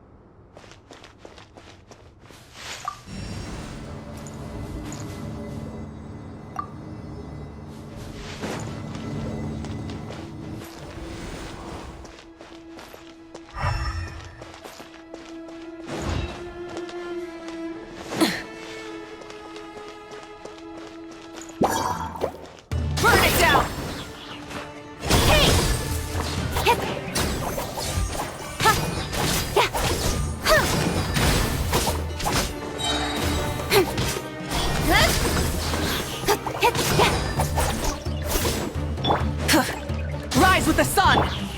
Ha! Incoming! Ah!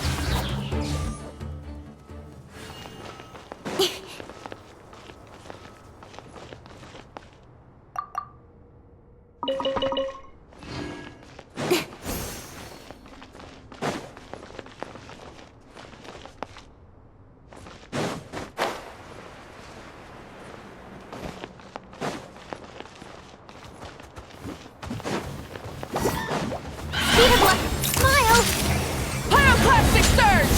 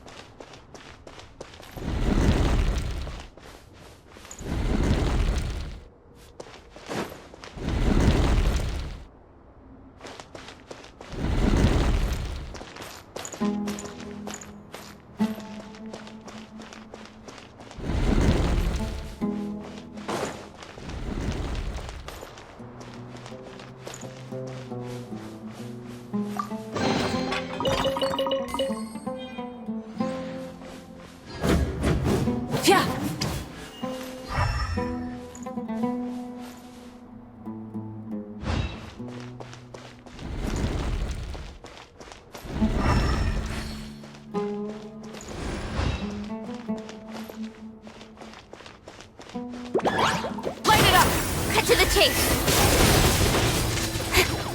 Incoming! Huh?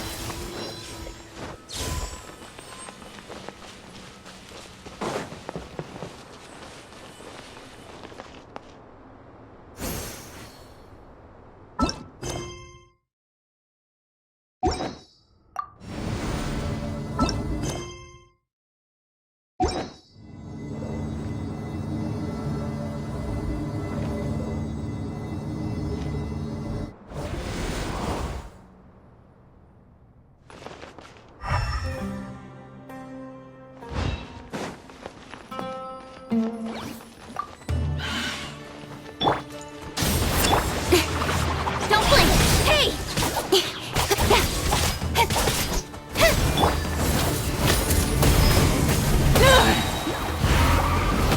Hard-hitting exclusive! Breath from the sky!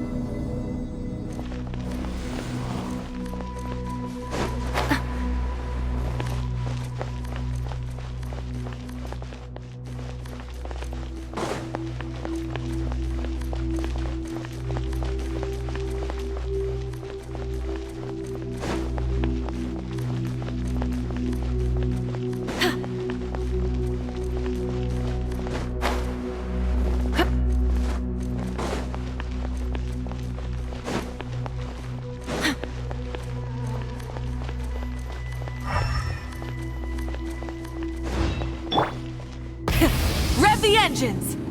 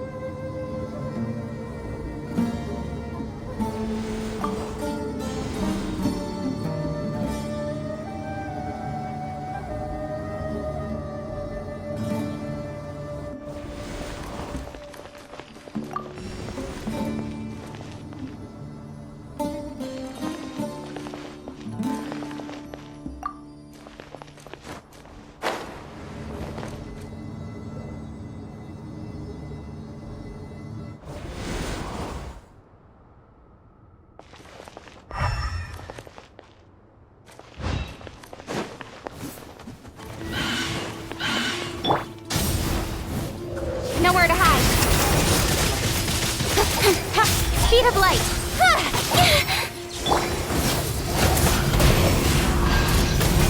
Incinerate! Try and stop me! Animal hypostasis emulation. Animal test 63. Pyroclastic surge!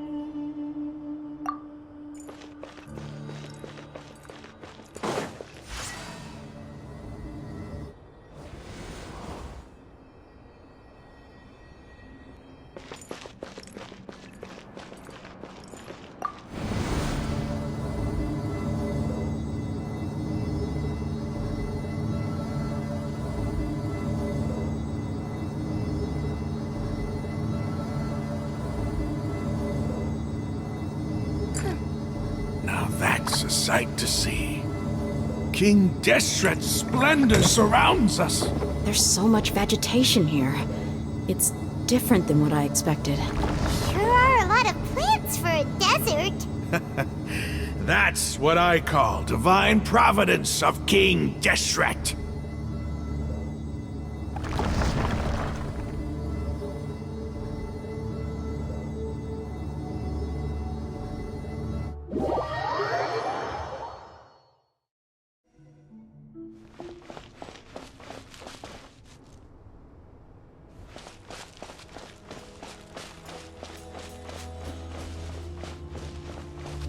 It's getting brighter!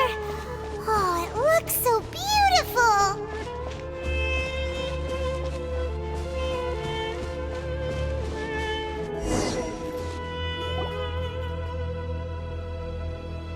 Wait. What's that? A load of flowers. And it looks like there's something among them. These are King Deshret runes. They left something behind. Yes. It's an elegy written in an ancient script. What does it say? Here lies our faithful priest Kasala. His wisdom is a miracle among the people, deserving of high praise and admiration. You can read ancient King Deshret script? Of course. Every student needs to master at least 20 languages before they graduate. He's not serious, right? There's still something off about this place. The elemental energy here is too concentrated. The scent of life. Is it trying to tell us something? Is this it? Analyzing.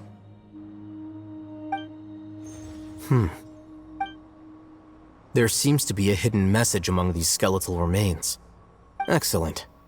There's a device from King Deshret's civilization in this gravesite. I'll transmit the information over and project it for everyone to see. Isn't sharing knowledge against the Academia's rules? Yes. However, under the circumstances, I'd prefer you to see this for yourself.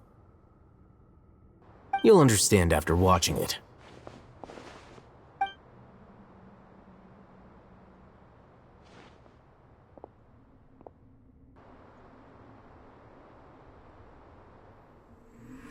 Civilization is born of knowledge, but so too can knowledge be its demise. A disaster caught us unaware. It was knowledge that did not belong to this world. King Deshret brought this forbidden knowledge into our world, and it quickly spread like a plague. People's minds were filled with crazed whispers. Dark gray scales spread across their bodies. Even the land was stripped of its vigor. Only a desperate, deathly silence remained.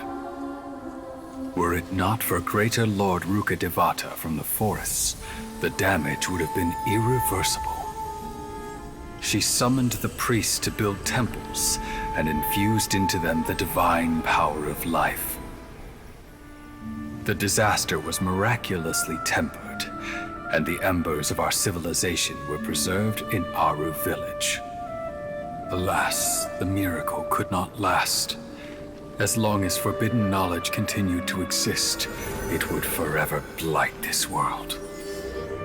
In the end, the proud king of the desert, my eternal lord, chose to sacrifice himself. I have spent my whole life since guarding one of these many temples. But now, my duty is coming to an end. As I close my eyes for the final time, the sight of that noble deity will appear in my vision once more. In helping King Deshret to eradicate forbidden knowledge, she exhausted her strength, and her form became that of a small child. How strange. Now that I think of her, I no longer have any fear of death, for I sense that the spirit of life will abide with me during my eternal sleep. Children of the desert, cling no longer to past grievances, but hold tight to the memory of this act of benevolence. What was that? The priest's memories. No, impossible. Greater Lord Rukkhadevata. So the former Dendro Archon and King Deshret were never enemies at all. But this doesn't make any sense. The Dendro Archon's followers, they're clearly... Was that the former Dendro Archon? He became so tiny in the end.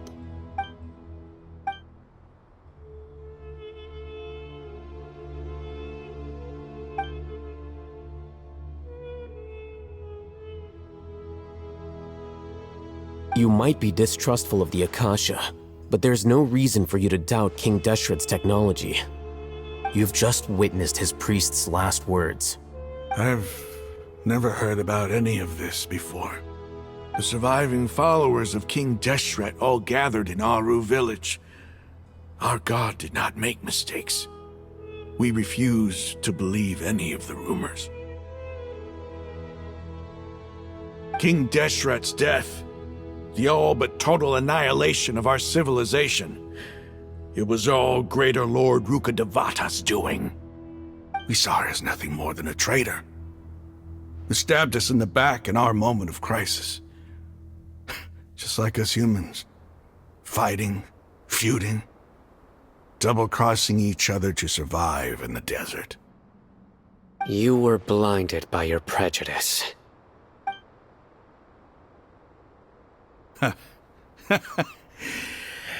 If I hadn't seen this for myself, if I hadn't witnessed his last words with my own eyes, ears, and heart,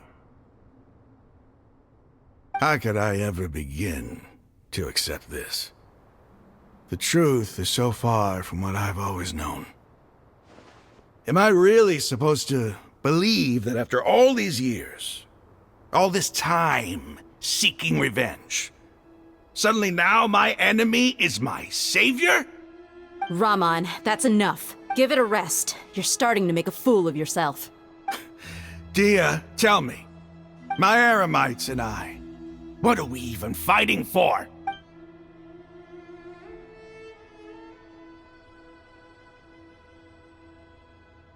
Hey, how you doing? I'll live. Thanks. I should probably go. Can't just stay here forever. What's your next move gonna be? Oh, I know what you're going to ask. I feel deeply ashamed of everything I've done. You'll get everything you're asking for, but please, give me some time. After everything that's happened here today, somehow I need to explain it to the others.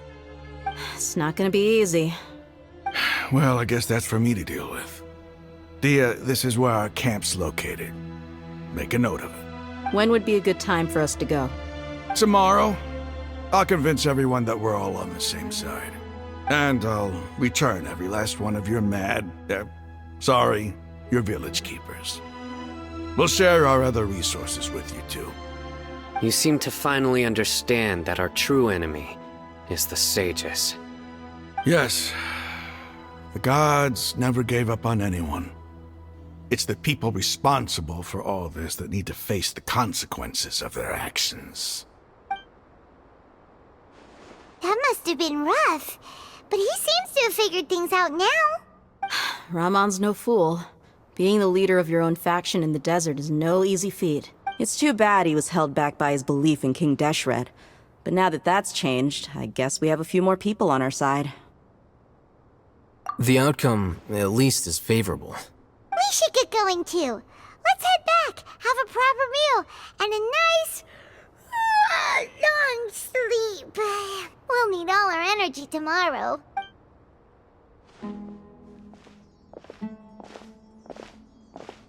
Cyno,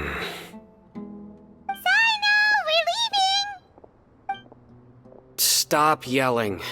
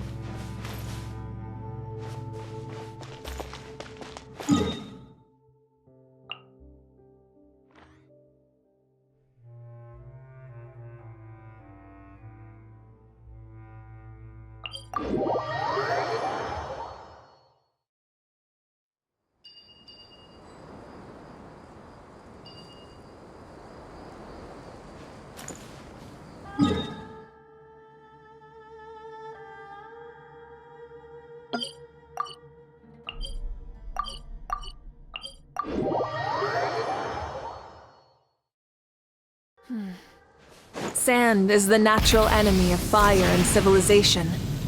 In the desert, ruins are all that remain to tell the story of the past. Full throttle!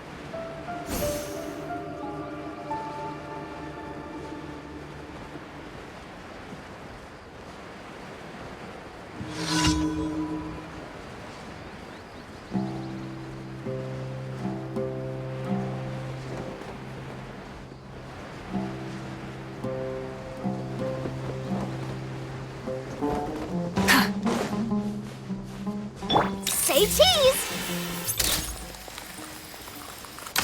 That's close enough. Happy to fly! Rev the engines!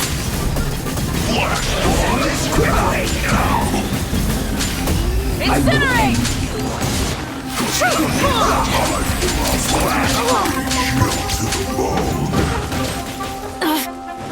Burn it down!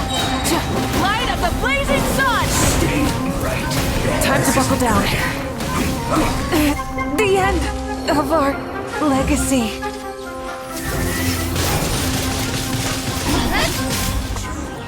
Let's end this quickly! Got lucky that time.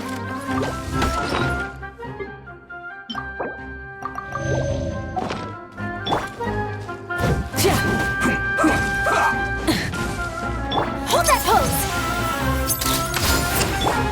Try and stop me!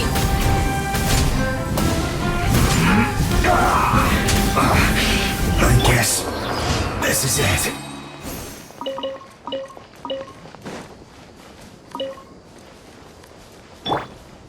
Full throttle!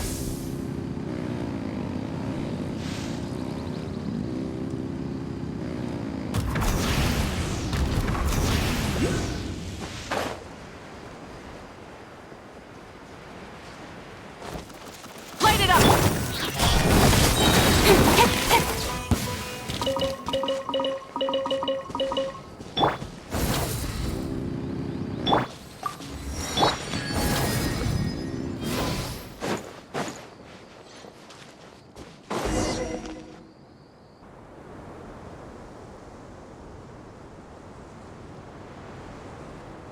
Raman, we're here.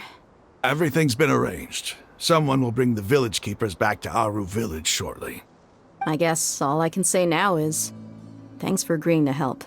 Don't mention it. I think we can both agree you went to hell and back for it. But we share a common cause now. From here on out, we're allies. Where are the perpetrators? I'll bring you to them. Follow me.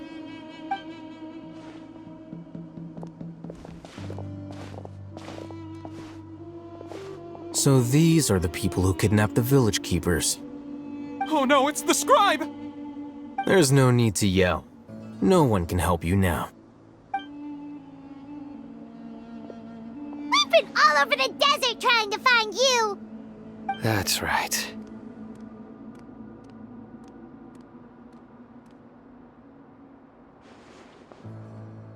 General Mahamatra? No, no! Make it quick, please! Swift and painless! Whoa. The moment they set eyes on Cyno, they turned pale like they've seen a ghost! You should have known that I would be coming for you. Wait, we were just following orders! You know what I'm talking about, right? There's no way we could have done all this by ourselves! No, not Cyno! He's gonna tear us limb from limb! I could do worse. Please have mercy! Start talking. Otherwise, I'll have to resort to other methods. So, your superiors have kept you quite busy recently. Why? What are they trying to accomplish? They, wanted to extract canned knowledge. Don't play dumb. You know what I'm really asking. They extract divine canned knowledge. Then what? I really don't know how to explain it. Well, you better start talking or you'll be sorry! You don't want to make things any more difficult for yourself, do ya? Be my guest.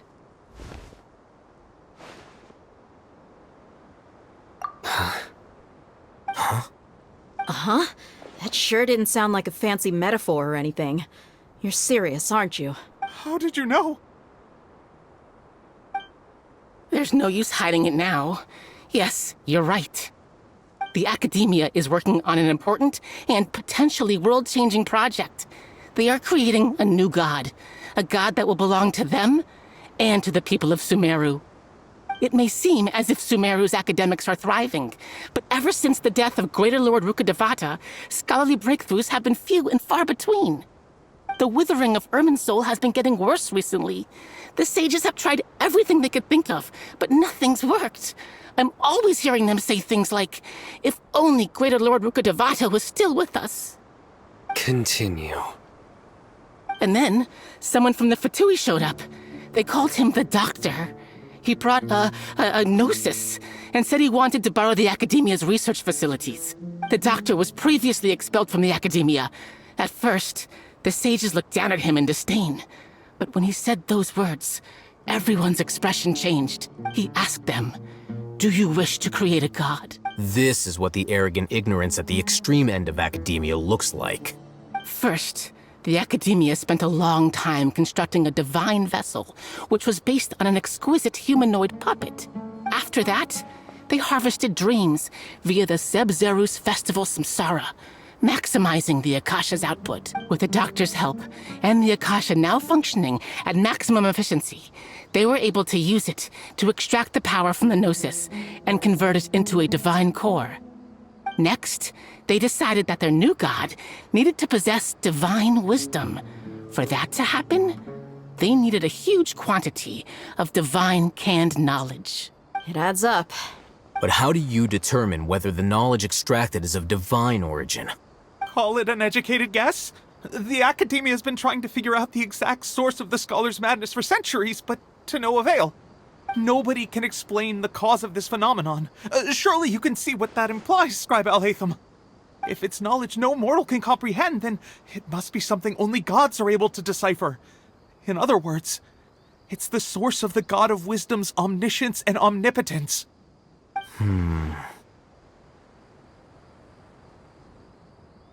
You must have noticed by now. The Academia doesn't care about who their god is.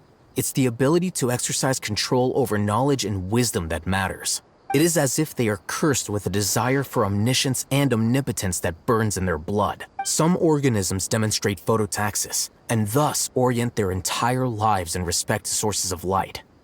For the sages, their only source of hope is the existence of a deity who embodies the acme of wisdom. This is but a form of phototaxis. For many scholars, the absence of a god of wisdom means stumbling in the darkness for the duration of their lives. Then what does Lesser Lord Kusanali mean to you? Is she not a true god present in this world? If you already have a new god, why try to create another one? From the beginning, the Academia has never treated her as a god. When the Academia first discovered Lesser Lord Kusanali, the newborn god of wisdom, the sages hoped that she would be as wise as Greater Lord Rukkhadevata. But upon evaluation, they found that at the time she possessed no more intelligence than any ordinary human child. The sages never had a ruder awakening. This forced them to accept that Greater Lord Rukkhadevata had indeed passed away. Not to mention that Lesser Lord Kusanali's gnosis has been used to power the Akasha this entire time. By herself, she has neither an Archon's raw power, nor the spectacular insight expected of a god of wisdom. Slowly but surely, people began to forget about her existence. So, this is the path the sages have chosen.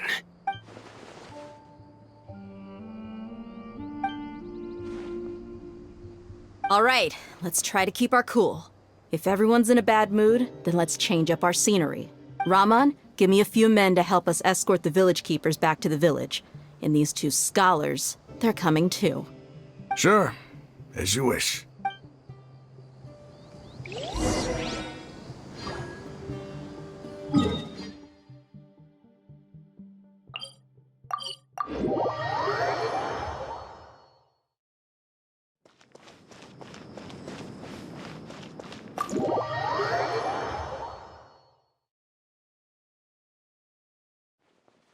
The village keepers you found have all been returned to their homes, and each one has a dedicated caregiver to look after them.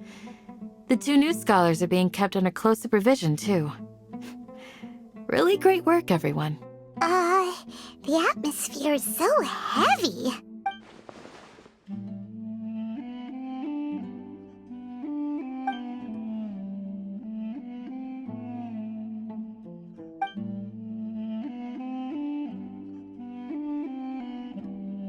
Hey! Say something! Stop spacing out! Come on, is there nothing left to talk about? In that case, let's all get some water and try to think about something else. Or I can go fetch some snacks. Oh! Paimon's so coming with you! Do you have any plans, Traveler? Gods above, you're not talking about work, are you? So you were still withholding some information?